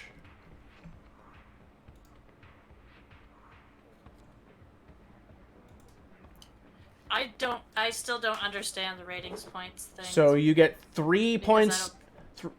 I just... What's that? No, go ahead. You get 3 points in one, 2 points in another, and 1 point in the third. So brains, so you can choose 3 points in brains, 2 points in bravado, 1 point in body, and then what you can do is you can spend those rating points to do feats that are extraordinary. So like for brain, you can do, you can use this feat to achieve a complex technical task in half the time it would usually take. This can be for anything from repairs and computer work to disarming a bomb. So you can... I see that. I just didn't know, do we automatically have those points, or those have to be assigned to somehow? You start off with so many to begin with. 3, 2, 1. Yeah, upon character creation, you've got 3 in one, 2 in another, 1 in a third. And then you can use them... You can only replenish them upon being awarded them by the GM, but you have them to spend right at character creation. I didn't understand. I didn't know that we all actually had them. Yes. Or else I would have done something before. Okay. Sorry. I was It's okay. with it. But now you've got it going forward, so those are open to spend. Okay. So click, you haul ass. So yeah, Reggie, you're working on it, and then all of a sudden, you see Click run up next to you. He is completely and totally blown up, but he's still okay. I guess I should choose my words better. He's exhausted, but he is kind of still making his way by you for Shrek. I'm going to use my rating point. What's that one moment of inspiration that makes intelligence-based task like way easier or So, something? moment of inspiration is when an investigator finds themselves at a dead end with little time to reflect or inspiration can be found. A character may use this feat when they are truly stuck or out of options. The GM should consider this assigned to provide guidance to the players, giving them the answer to puzzles they can't solve, or highlighting important evidence that they may have overlooked, or simply to move the story in a way that is extremely positive or beneficial to the character. So that is 2 points for that. Other brain ones are done, which is you can do a feat in half the time that it would usually take to achieve. Everyone deserves a second chance, where you can fail. If you fail any knowledge or concentration related skill roll, you may immediately re-roll it. I just read about that yesterday, where you can attempt any knowledge related skill roll with a difficulty of complex or lower. The skill roll is automatically passed with no rolls required and is considered to be an excellent success. And lucky guess, which 2 points, and I don't think it would necessarily apply here, where you could apply a character's full luck stack to any knowledge or concentration-based skill roll without spending any luck points. So I guess it technically would if you had the 2 points. I do have 2 points because I put my 1 in brains, and I didn't know what to do with that last rating point, so I put that in brains. So I'm going to yeet both my brains points and positively move our story in a direction in our favor for this turn. Okay, moment of inspiration. Then you're trying to do? Yes. Get the fuck out of there. And for my second turn, if the bomb is still a thing, I'm going to attempt to carefully disarm. Okay, give me a roll.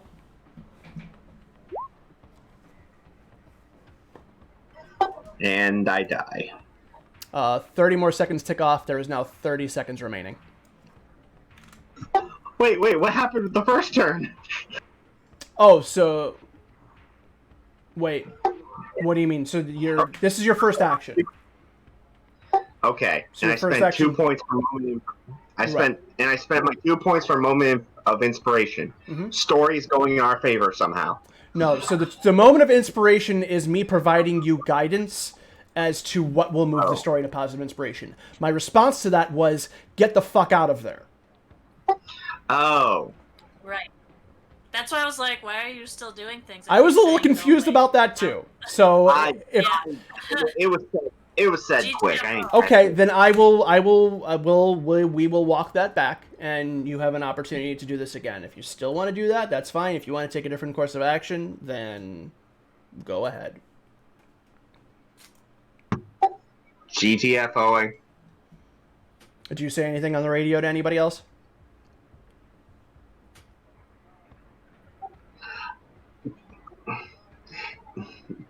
Giving up, getting out of here.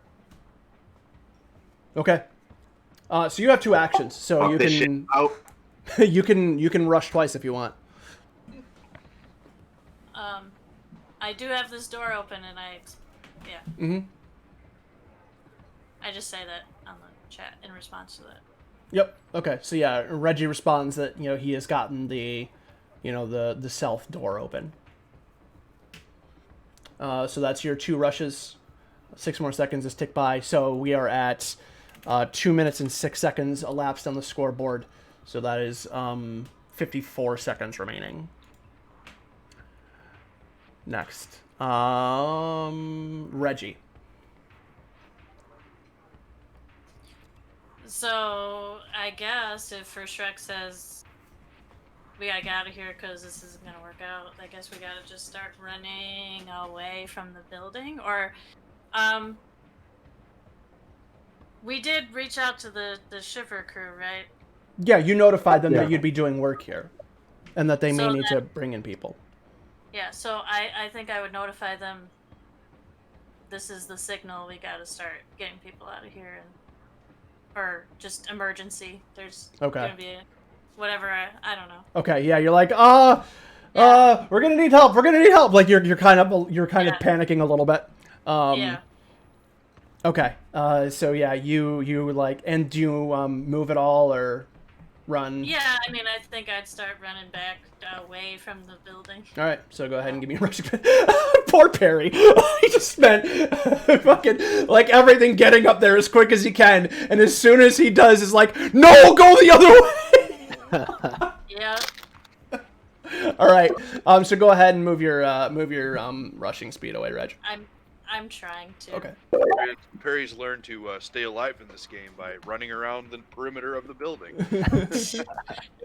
I'm trying. Reggie's so flustered he can't even run. I can move you if you want. You just want me to move you, like start moving you away. It was your five's your movement. Yeah. 1, 2, 3, 4, 5. Boom. Okay. Reggie. Patch. Yeah, I'm just gonna keep running. Okay. 1, 2, 3, 4, 5. I should have turned that into a terrific success. And Ignore. yeah, that's all I can do. So Okay. Red Cap. I'm like on the regular floor now, right? Because I crushed this crate. Yeah, you can move unhindered. Where's the outdoor from here? The exit that Reggie opened is here. This is the door you came in that is still shut. Where is it? Down. This door is here. Exit door is here. The one that Reggie opened up, and that's the one everyone's going to.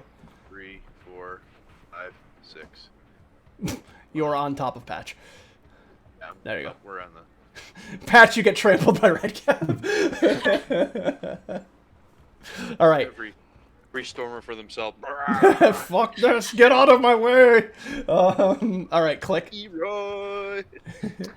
I guess I'm gonna follow Reggie. You're like, oh fuck, fine. All right, and for Shrek, you're continuing to run out too.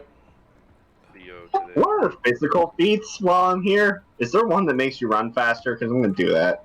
I'll save you having to spend the point. If everybody is just taking every action for the remainder of this time to get away from this building, you will be able to get away in time before the bombs go off.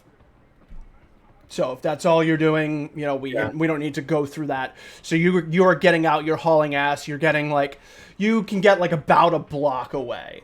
And then as you do, you know, you all kind of eventually start to kind of group up together, and get the Jesus Christ out of here.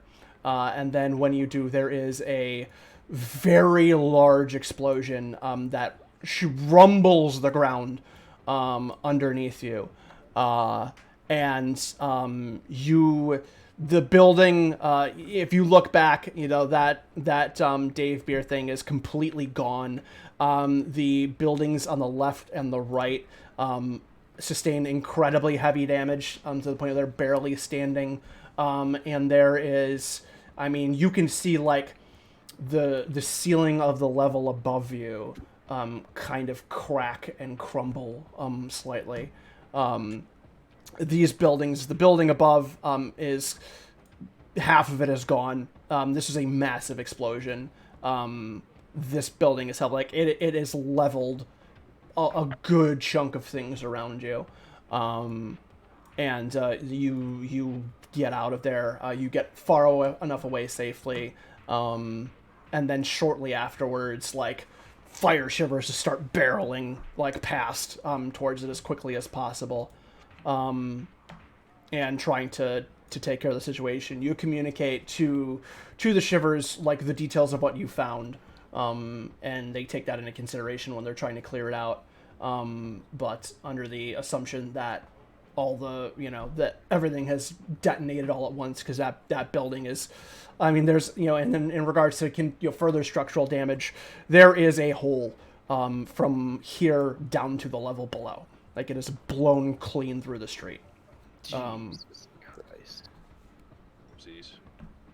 And then probably... We didn't fail our mission because we just had to give them information that we found from our investigation. Mm-hmm. Yeah. So technically, we didn't fail. I mean, we found a lot of useful information. One, we did. Sociopath. 2, he's trying to trap operatives. He has a habit of Zaz energy drink. Okay, so as We have the and camera you know, footage of him and stuff. yeah, as you're also standing around, there's like a fucking battalion of Third Eye drones that start to come in, as well as a couple news vans as well. The Shivers try to keep them away from the scene, but like they actually Fire Shivers are pretty fucking scary, so no, they don't they don't push past them. But this is now crawling and swarming with media. Do you, as a group, stick around, address Third Eye, or do you look to get out of there before anyone starts asking questions? We should probably leave. Rauko would have loved this. We are go. I want to leave. All right, Yeah. so you make your exit, kind of walking away from all the other stuff as it comes up. And then, you get back out. Where do you go from here? Do you just go back to Mort Central, go back to Uptown? We don't know if he was in the area or if he's following, like if he's had eyes on us, do we? Good question. Yeah. Can I? We should can I- probably. Wait a minute. Hold on. This guy is A really smart sociopath. wants to embarrass us. He's fucking with us. Hold on. I'm going to attempt a detect roll. Okay, for what? Him. If he's around? Okay. Humans follow. That is Yeah. something that serial killers. I mean, serial Maybe he- killers like to see their own. Hold on. This guy's an arsonist. J.O.ing right now about it. Yeah, he's probably J.O.ing about it. Listen, I watch a lot of Netflix, and I know that like serial killers and arsonists Oh. like to watch the scene of the crime. Yeah, he might even come back here, like to ask questions to the media. Okay. This is a long shot away. I don't have a bonus, but hold on.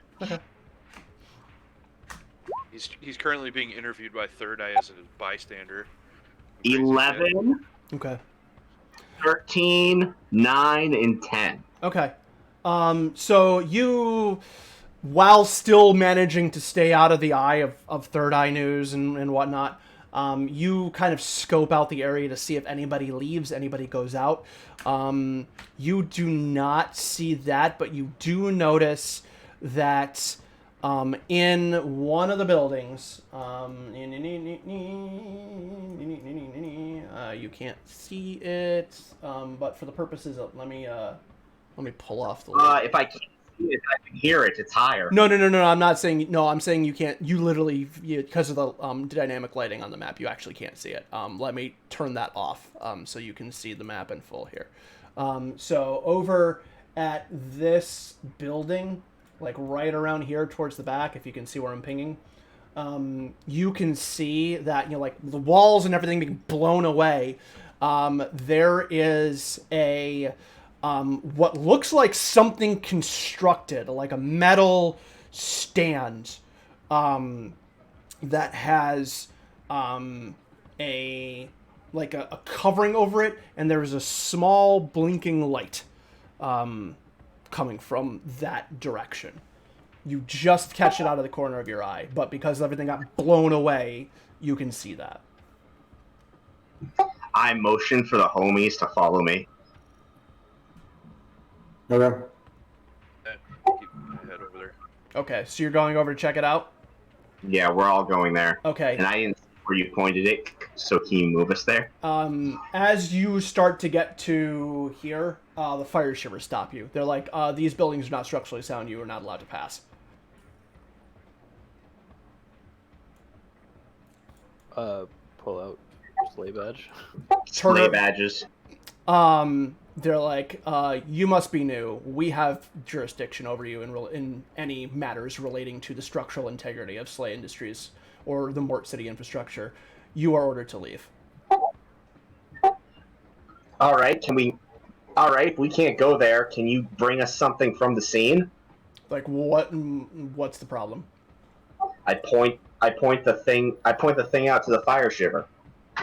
They look over that way. They're like, and you notice. Well, so you can't see it from here, but you point to them. You indicate that there was something with a flashing light and a little metal building. Metal stand, blinking light. If you can bring us whoever's making the blinking light, or the whole bloody stand, if you have a big enough drone for it.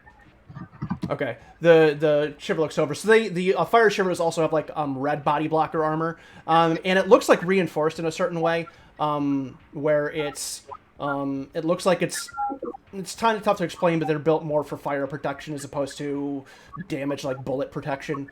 But and again, like once he says that you have jurisdiction, that kind of calls you back to your mini training. And yes, like fire shivers are basically like in matters of this have ultimate say over anybody, with like the exception of like the highest level SCL SLA employees. But he looks over to that and he's like, all right, we'll have somebody check it out when we're going through the scene. He gets your squad information and he's like, we'll relay it to you once we recover and get everything sound. Fair enough. And we had already given them the sketch of the guy, Rick, so that they would... Yes. Yeah, they have that information as well. So if anybody like that is going around, and as this is going on, other shiver units are coming up and starting to like cordon off the area, prevent anybody else from getting in and or leaving. So they're establishing a very tight perimeter around this because this is a very serious thing that just happened. Yeah, it is. Well, Reggie, if that is sending a signal, can you hack that? I don't know, can I? You try and pull out your laptop to connect to it. You do not see any connections in the immediate area. But if it's in that type of box, it would be very difficult to connect to anyways, and you're pretty far away. So you wouldn't be able to get the information. You're probably going to have to just wait until the fire shivers recover it. And you had said there is no cameras in this area. No. Okay.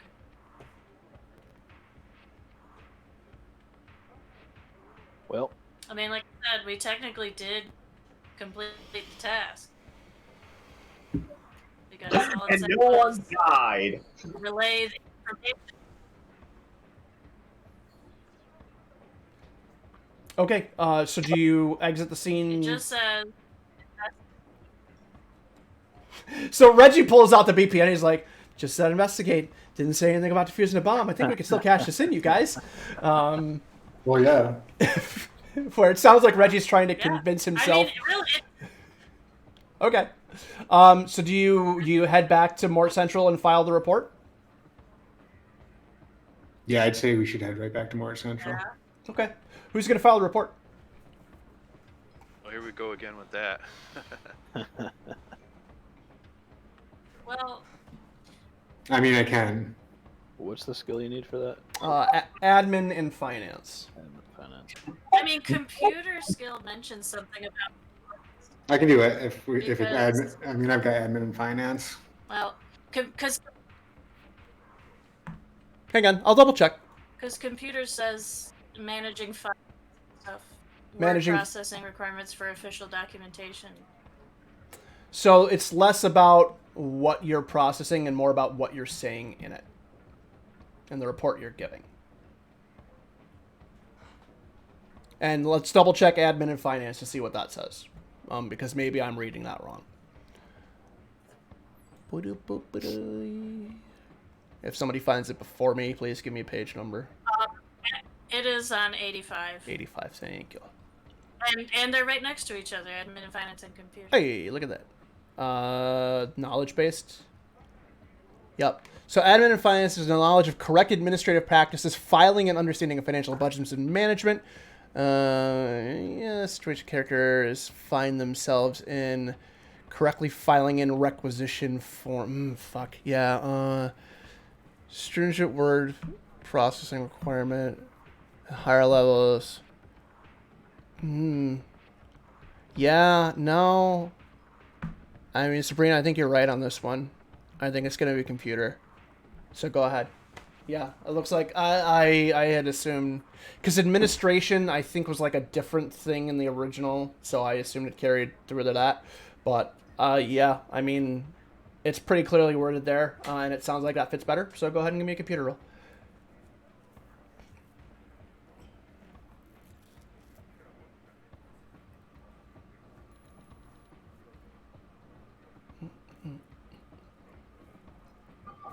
Or leave. Reggie storms out. I don't want to be right. You file the damn report. I mean, you know, the way this mission has gone, it'd be very in character for anyone to just storm out. For Shrek files the report. File the TPS Okay, reports. Reggie made the roll. Not one, but Reggie's got a super high computer +8 bonus. Okay, so I would say once Reggie comes back, which hopefully will be soon. Oh, okay. I lost you guys, and it just started playing music all of a sudden. Weep. Okay, well, yeah, we can hear you now. So if you pop your camera back on, then you should be back. Okay, so. Now, Jesus, there's been a lot of the ones rolled today. Fuck. All right. So you filed the report. You put in the information with Slay in regards to the findings. They come back, and they acknowledge that the task was completed for the BPN. They understand that there was some valuable information that was gained from it.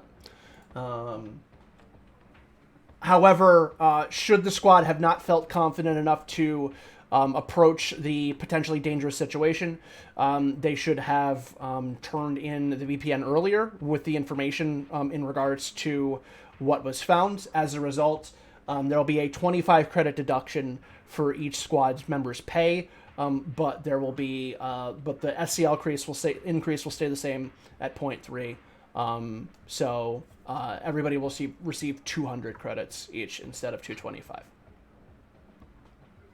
That's fair. I get 180.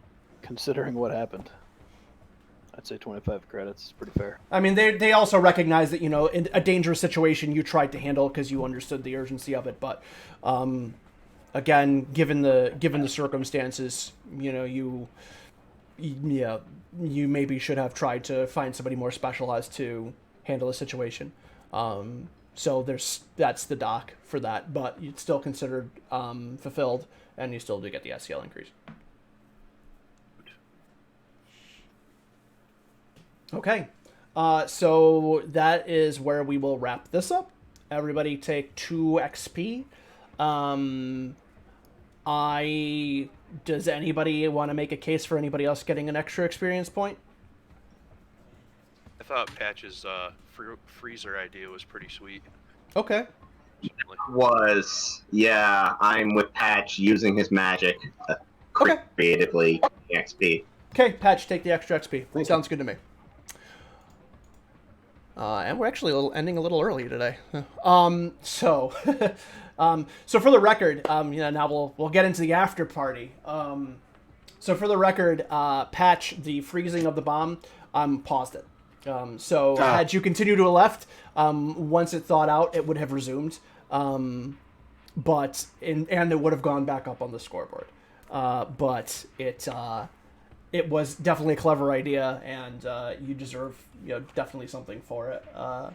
So that's cool with that. Anybody have, any other comments, anything like that? Want to talk about what just happened? I'm glad that I opened the door.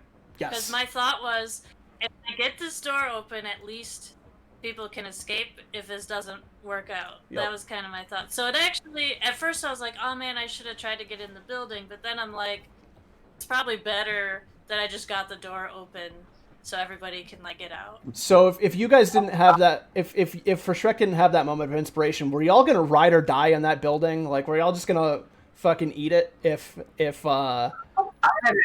That's where we're trying to find the next bomb. Yeah. You guys were gonna. I was prepared to run pretty soon. Okay. That's not. I had every right to keep rolling. I had the skill.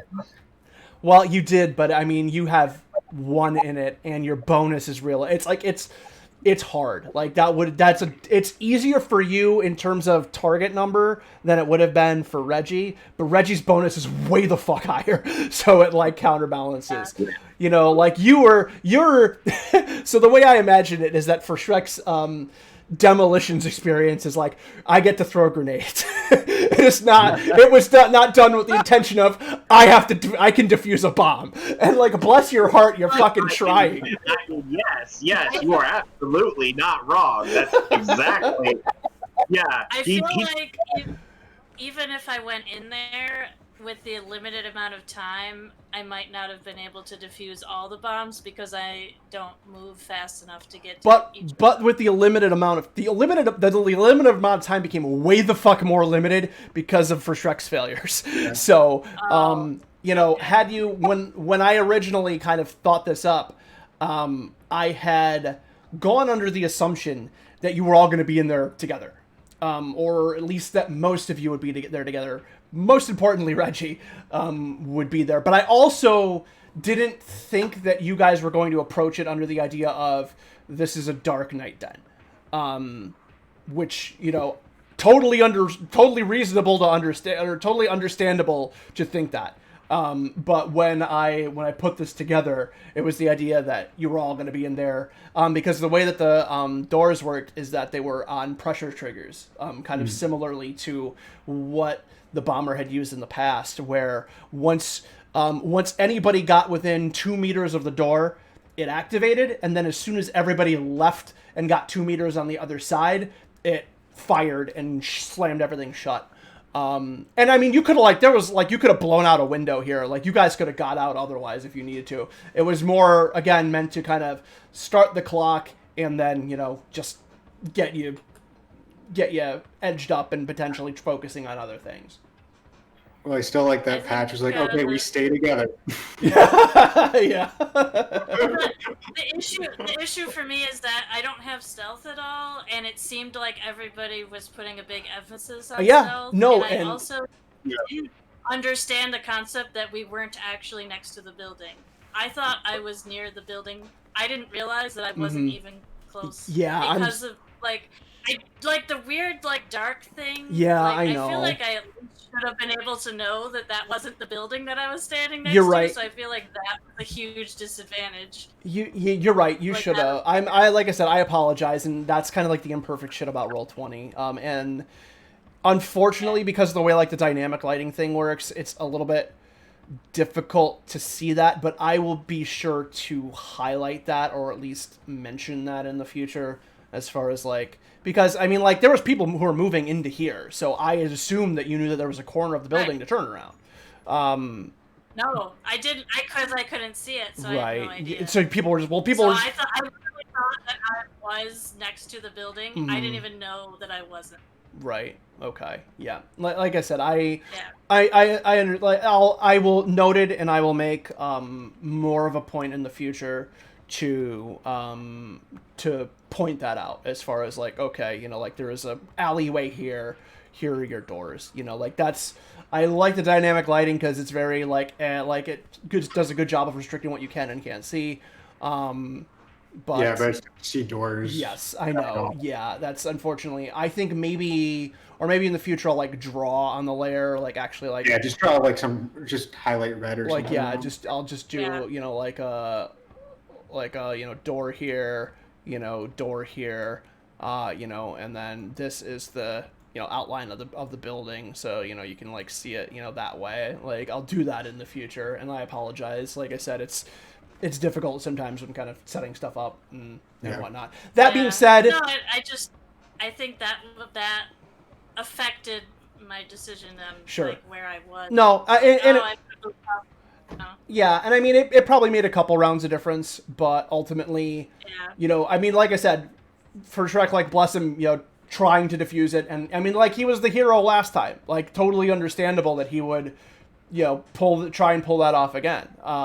But you know, like, I don't think you probably, based on the way that everything else happened, probably still would have had to bail ass out of there. So, I don't ultimately think it mattered too heavily in what went down. Well, I'm going to save up my XP up my demolitions because we are not done with this guy. Yeah, that's what I was saying. I'm going to use my 2 skill points I just got and buy a point in demolition. Everybody's taking correspondence courses and demolitions. we are the bomb Is squad. there a limit on the amount of skills?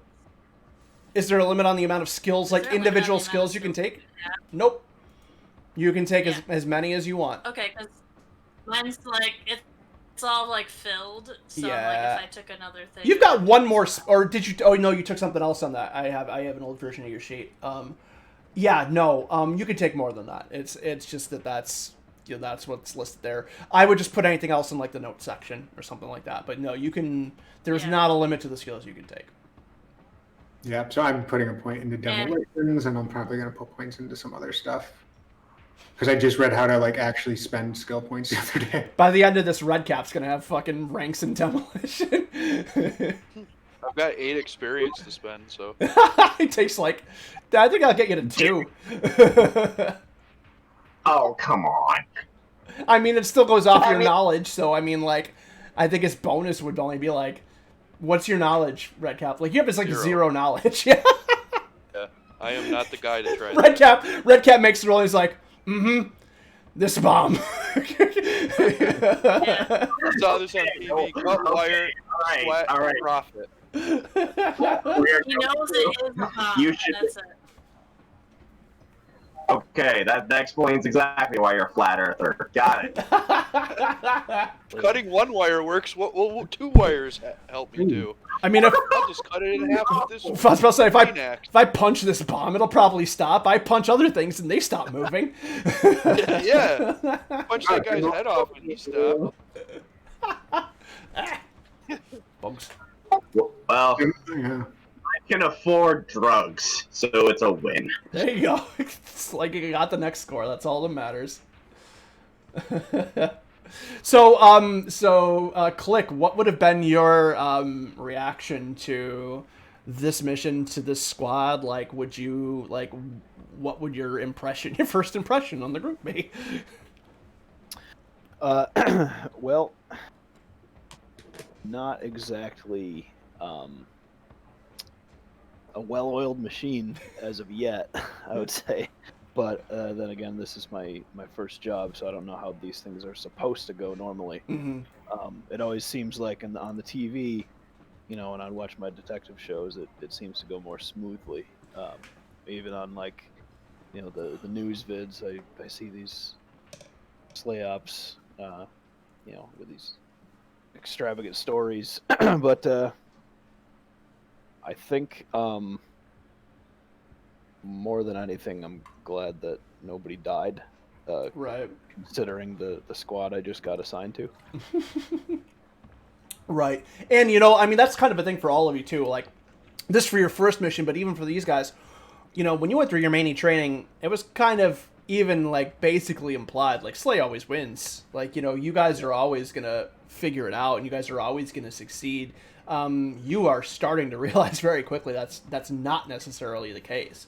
And it doesn't seem like things are set up for you as well as was implied as either, you know.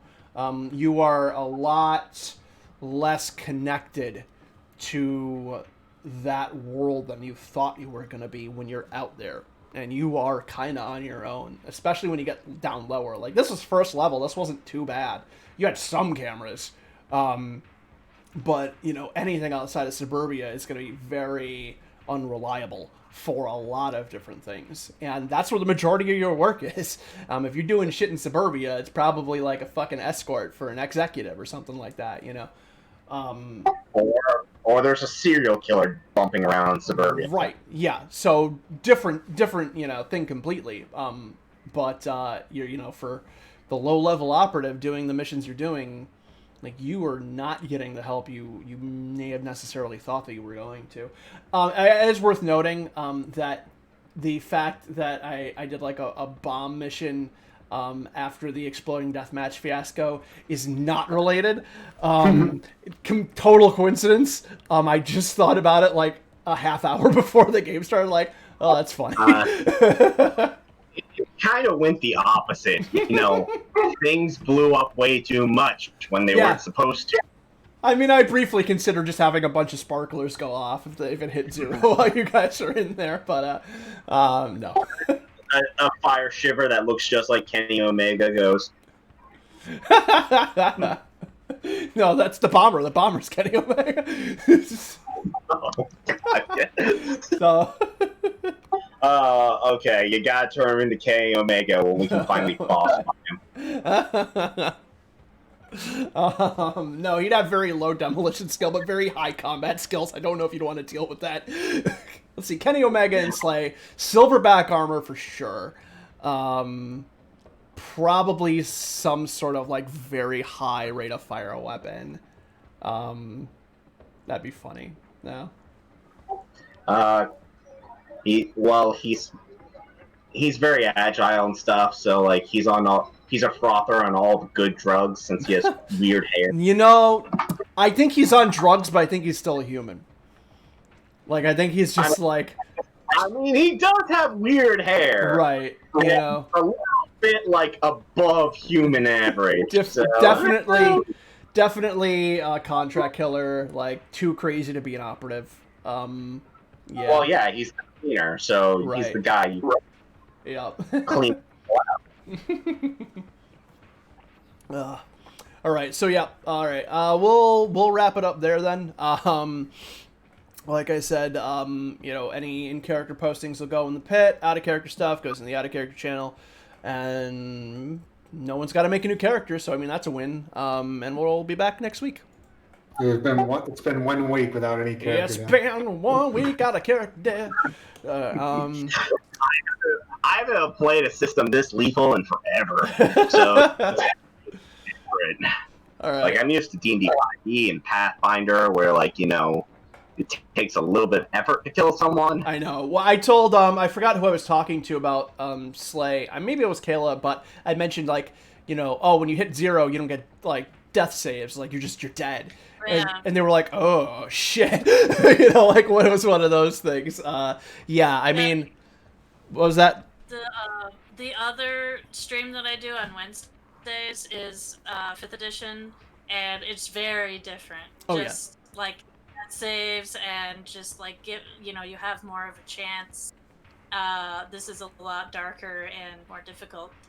Yeah, and I mean that is definitely intentional from the way that this was always designed. And that's the thing is and when I started playing Slay very early on, I kind of went under. You can be led to believe that this is a very combat heavy system because all the different options for guns and armor and shit. But ultimately, it is really meant to be a horror system. In the things that are there, combat is supposed to be fast and violent and over quickly, and stuff. And even though you have a lot of powerful weapons and things around you, there is still stuff around you that could kill you in an instant. And I would say this 2nd edition system is probably worse in that than the 1st edition system, because in the 1st edition system, armor was cheaper. There were fewer supernatural things, and stuff that just fuck you, your armor is not a concern. Which you guys even haven't fucking even glanced that shit yet. Oh yeah, spooky shit. Yeah. Cult. A cult shit was not as big of a thing there. It really kind of was stacking numbers versus numbers, and this one I think even more so. And I would love if somebody who had a hand in the game was watching this or whatever to check it out. I personally believe, having had extensive experience with the last version and this one is even more deadly and more risky, because like I said, back in the day you could start with I think PP7 exo armor. It was PV8, it was you know, you could eat a lot more than you can now, where like if you're a starting operative, like unless you get savings, like body blocker is it. And getting money is not easy and whatnot. Like it is meant to be oppressive, and I think they've emphasized that in this version of the game, which I like, and I hope it's like playing like a Resident Evil game Right. on the highest difficulty, or a Souls game with guns. Like you will get fucked. Right. And I mean, like, I hope as players it's enjoyable too. Like I said, I know obviously it's like difficult, and I don't want to make it to the point where it's like you don't feel like you can succeed, because you've had you've had a couple bad luck runs in the past couple games, but I wouldn't say like, you know, like you did some things, like you did a lot of stuff correctly. And there was just small decisions that were made. Unfortunately, it's just like the decisions that were made were in like the most dangerous times.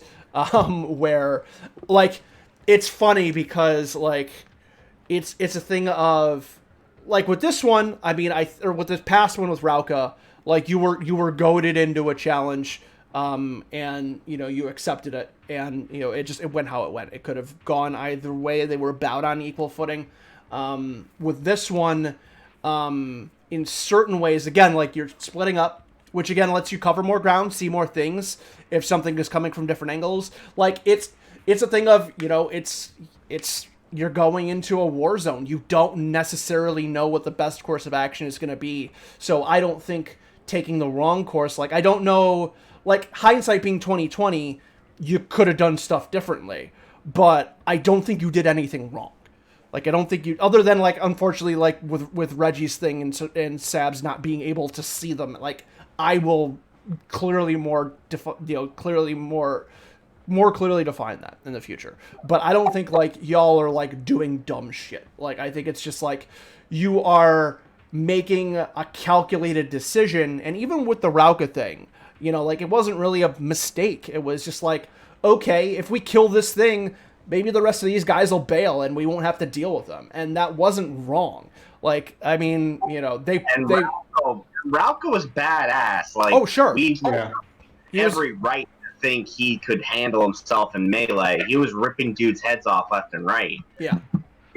Yeah. I think everyone was making decisions based on the way their character would make decisions. I think like which I think is good. Play is good that we're all doing what our characters would do. Like Reggie would be more cautious about walking into a building where there could potentially be like an evil guy, you know, like that's why he did kind of stay behind a little bit, because he was not sure what if the guy was in there, what if he was shooting. After that experience with Rauka dying, he was like more cautious. So I think a lot of the choices we're making, all of us, are based on like how our characters would do. Yeah, and I mean, you had one particular mission this time around, so it didn't really, you know, and on even the last time with the blue, you didn't have a choice there. That was the way that the game was laid out. But I do feel that in general, and again, this is not a bad thing, I do think when presented with choices, you are taking the, like, in terms of like what you're gonna do, like what mission you're gonna do. Like even with this, like you fucking knew it was a trap. Like you said multiple times, oh yeah, this is a trap.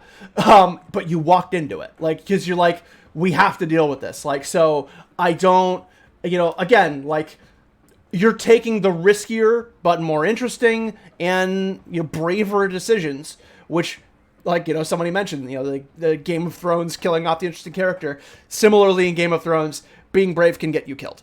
You know, if you are the brave, honest, forthright person, you will die faster than the cowardly, self-serving, you know, conceited individual. Again, I don't think that's a particular problem, and I think everybody here is pretty cool with that. But it's an interesting thing to note, and I think that is one of the reasons that the system feels deadlier, is because you are taking the most kind of noble actions with these things. And again, you know what? That is same thing. Your new SLA operatives. Are you all going to be doing that, you know, 6 months from now? We'll see. You know, we'll find the fuck out. If any of you are still alive. What expected of us better, you know? Like you said, we should have just not gone in there. We would have The BPN. So I mean, Like, again, do we have to go in here? I don't know. that right, and that is what Slay said to you.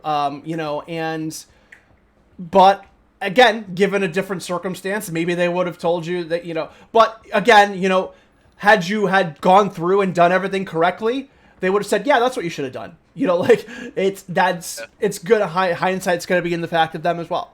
But again, that's also why they didn't penalize you too heavily. Also, like when we're in Slay training, like, do we know we get rewarded by going the extra mile? Like, so again,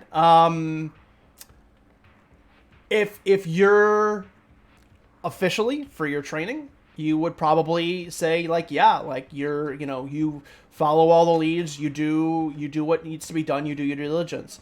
Now for Shrek, you having friends who have the Gutter 5, I said Slaughter 5 earlier, having friends in the Gutter 5, and having members, you know, who are operatives, they will say that you ain't gonna get anything extra for doing this shit. Like you ain't getting a bonus if you defuse those bombs. You know, unless it's specifically detailed in the BPN. You're not gonna get anything extra other than what is detailed to you. And you're starting to kind of realize that now. Okay, all right. I probably should have thought of that earlier on, but I'm having fun during the pandemic, so I'm not thinking ahead. Well, no. But again, that's not necessarily a thing your character would have known. Because again, you probably wouldn't have thought to ask. Because this is what you've been told by your teachers. This is stuff that you are now learning through experience. So I don't think, again, you shouldn't have not thought about this.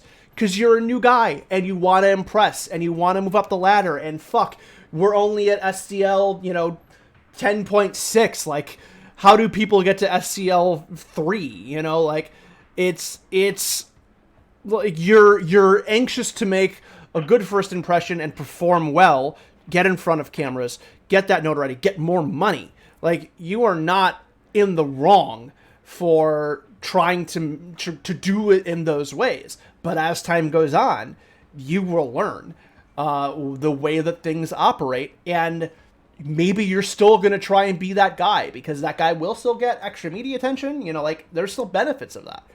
But maybe you won't be. Maybe you'll decide it's not worth it. Maybe this place will wear you down. That's what we're going to find out. All right, bedtime. It's after 10. So thank you all for joining. I'll see you all next week. And bye-bye.